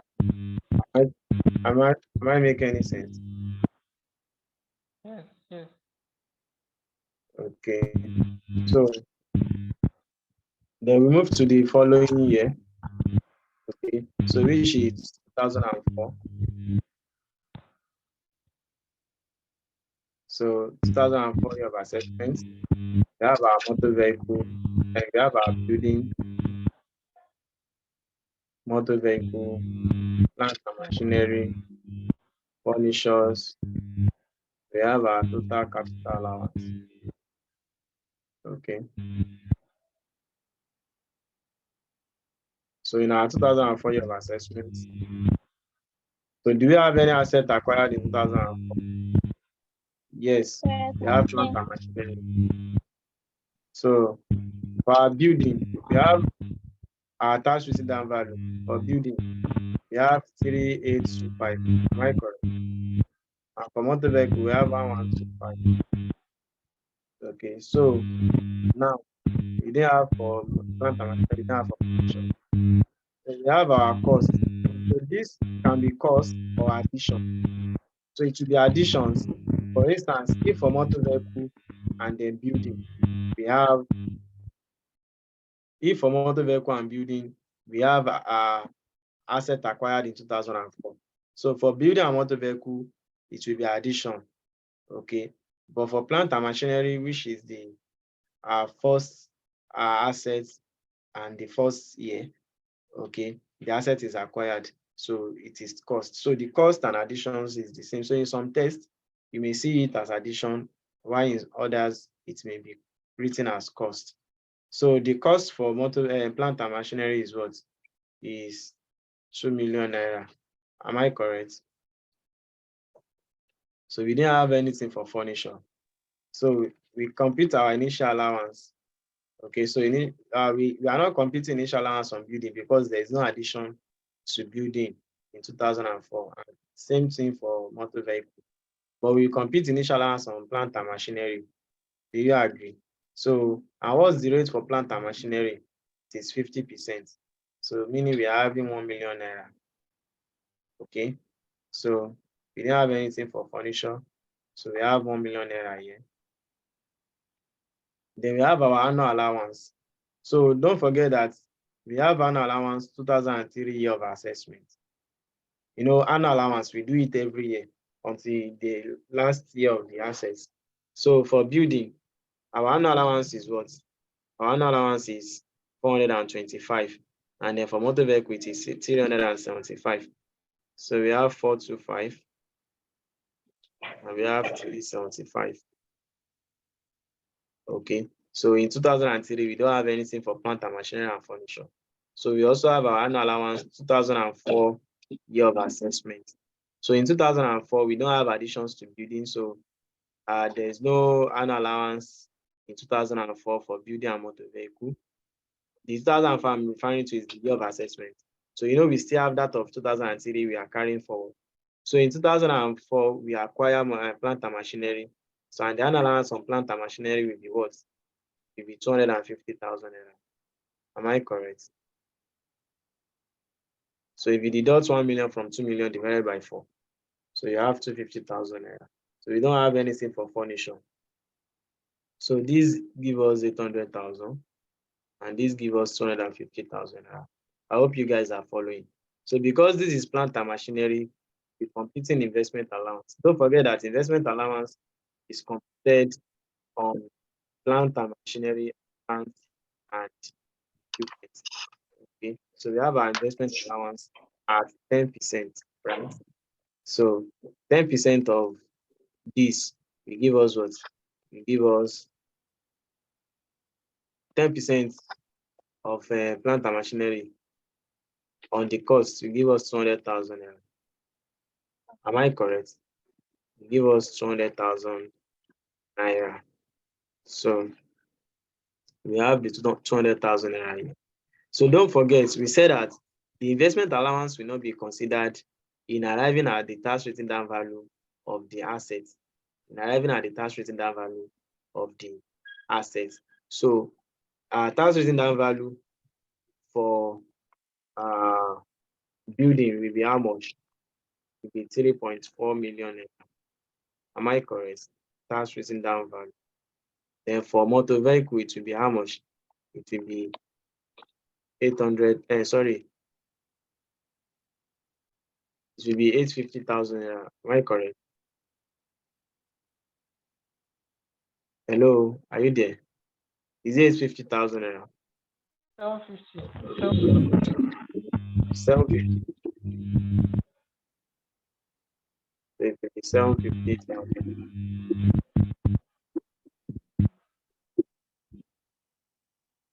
Then we have plant and machinery. So I may decide not to put my investment allowance under this code, but I will recognize it here as part of the package. Do you understand? And Or one if for you do this, motor eh? 800. One for motor vehicle. Motor vehicle. Yes, not 750. I didn't get you. The one for motor vehicle is not 750. Is 850? 800. 800. Are you sure? 1125 minus 37. Okay, I think I saw 7. Mm, 112. Correct. okay. So here we have 750. Our cash written down value. Then our addition, our total capital allowance here, but 2,250,000. Please punch your calculator. I'm not using my calculator. Okay.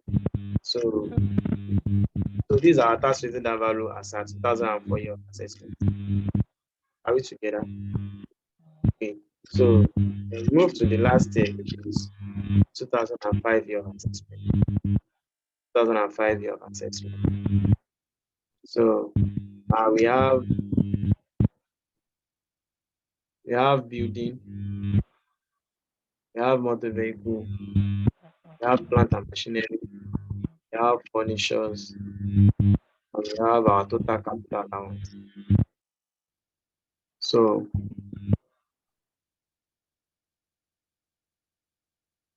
our tax written down value got what? So what's our tax written down value? We have 3.4. We have 3.4. We have 750. We have 750. Then we have nothing. Right? So we don't have any addition to assets to building in 2005. There's no additions to plant and machinery. But we have for furnitures, which is 1.5. Am I correct? So we have our initial allowance. So for furnitures, 25%. So 25% of 75. Am I correct? So then we have our annual allowance for 2003 year of assessment.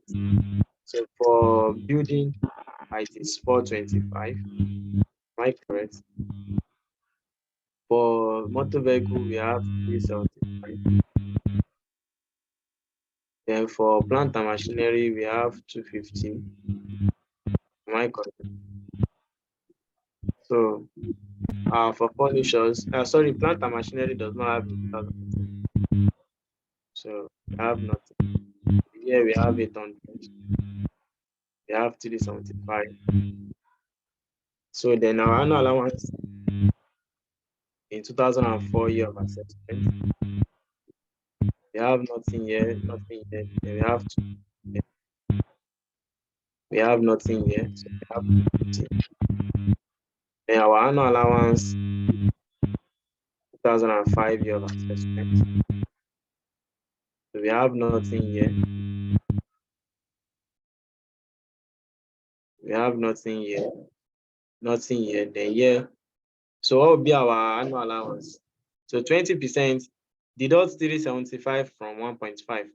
So 20% of 1125 will give us what? So what do we have? So we have 250. No, 225,000 rather. We have 225,000. Please punch your calculator if this figure I'm calling is correct. So we have 225,000. Okay. So we have 225,000. So therefore, our tax written down value at the end of 2005 will be what? For building motor vehicle, what do we have? So for building, we have 2,975. For motor vehicle, we have 375. For plant and machinery, we have 500. For furnitures, we have what? We have, is it 800 or 750? So here we should have 825. Am I correct? Hello? Is it 825 or 7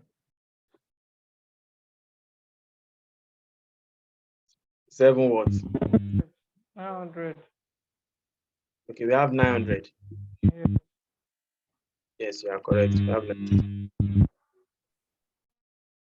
Okay, so then our total capital allowance will be what? Our total capital allowance here will be what? 1,650,000. 650,000. 1,650.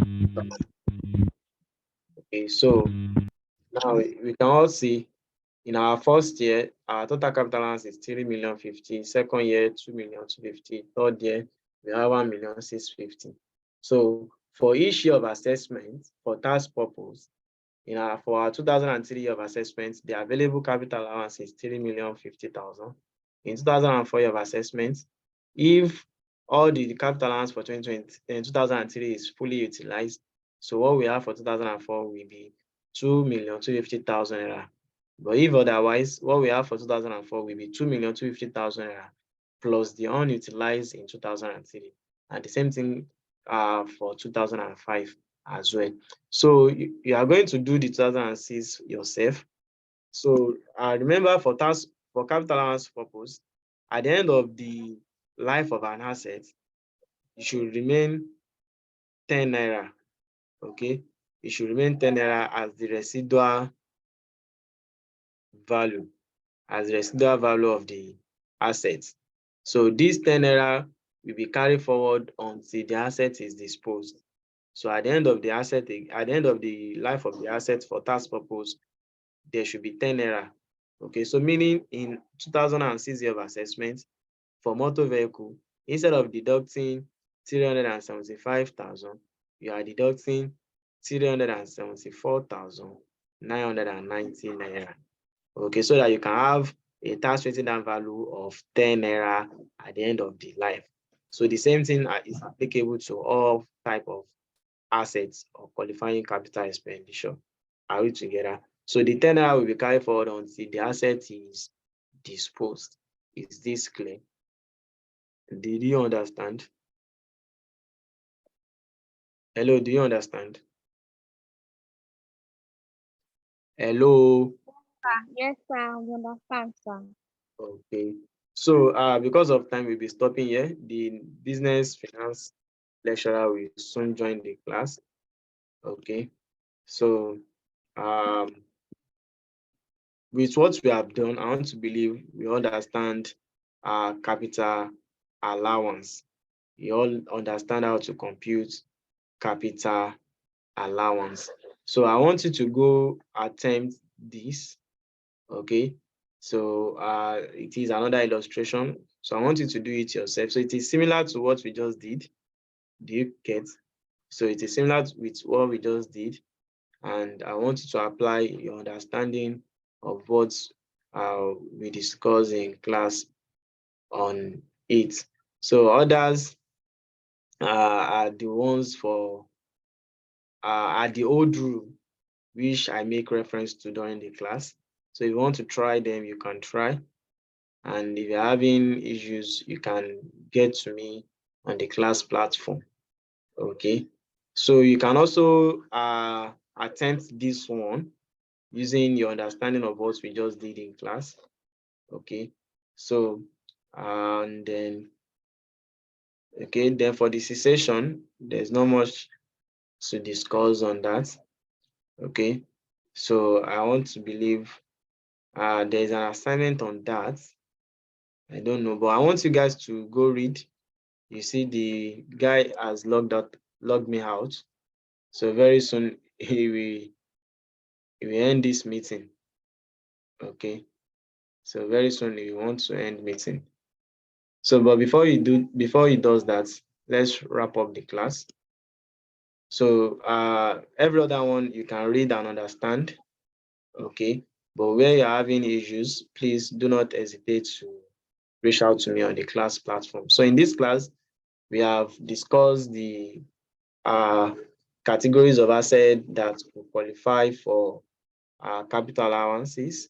We also discussed the types of capital allowances, the conditions for granting capital allowances, and we discussed the basis period. Okay, we make reference to the extant tax law prior to the Finance Act of 2019, where we do have overlapping and gap in the basis period, and which has now been abolished, okay, or eliminated with the Finance Act of 2019. So we have this multiple choice question to practice. Then also we have short answer questions to practice as well. And at the end, we have questions. We have one or two questions that we want you to practice to prepare yourself for the coming exam. We wish you best of luck for your coming exams. Do have a successful diet ahead. Thank you. Thank you.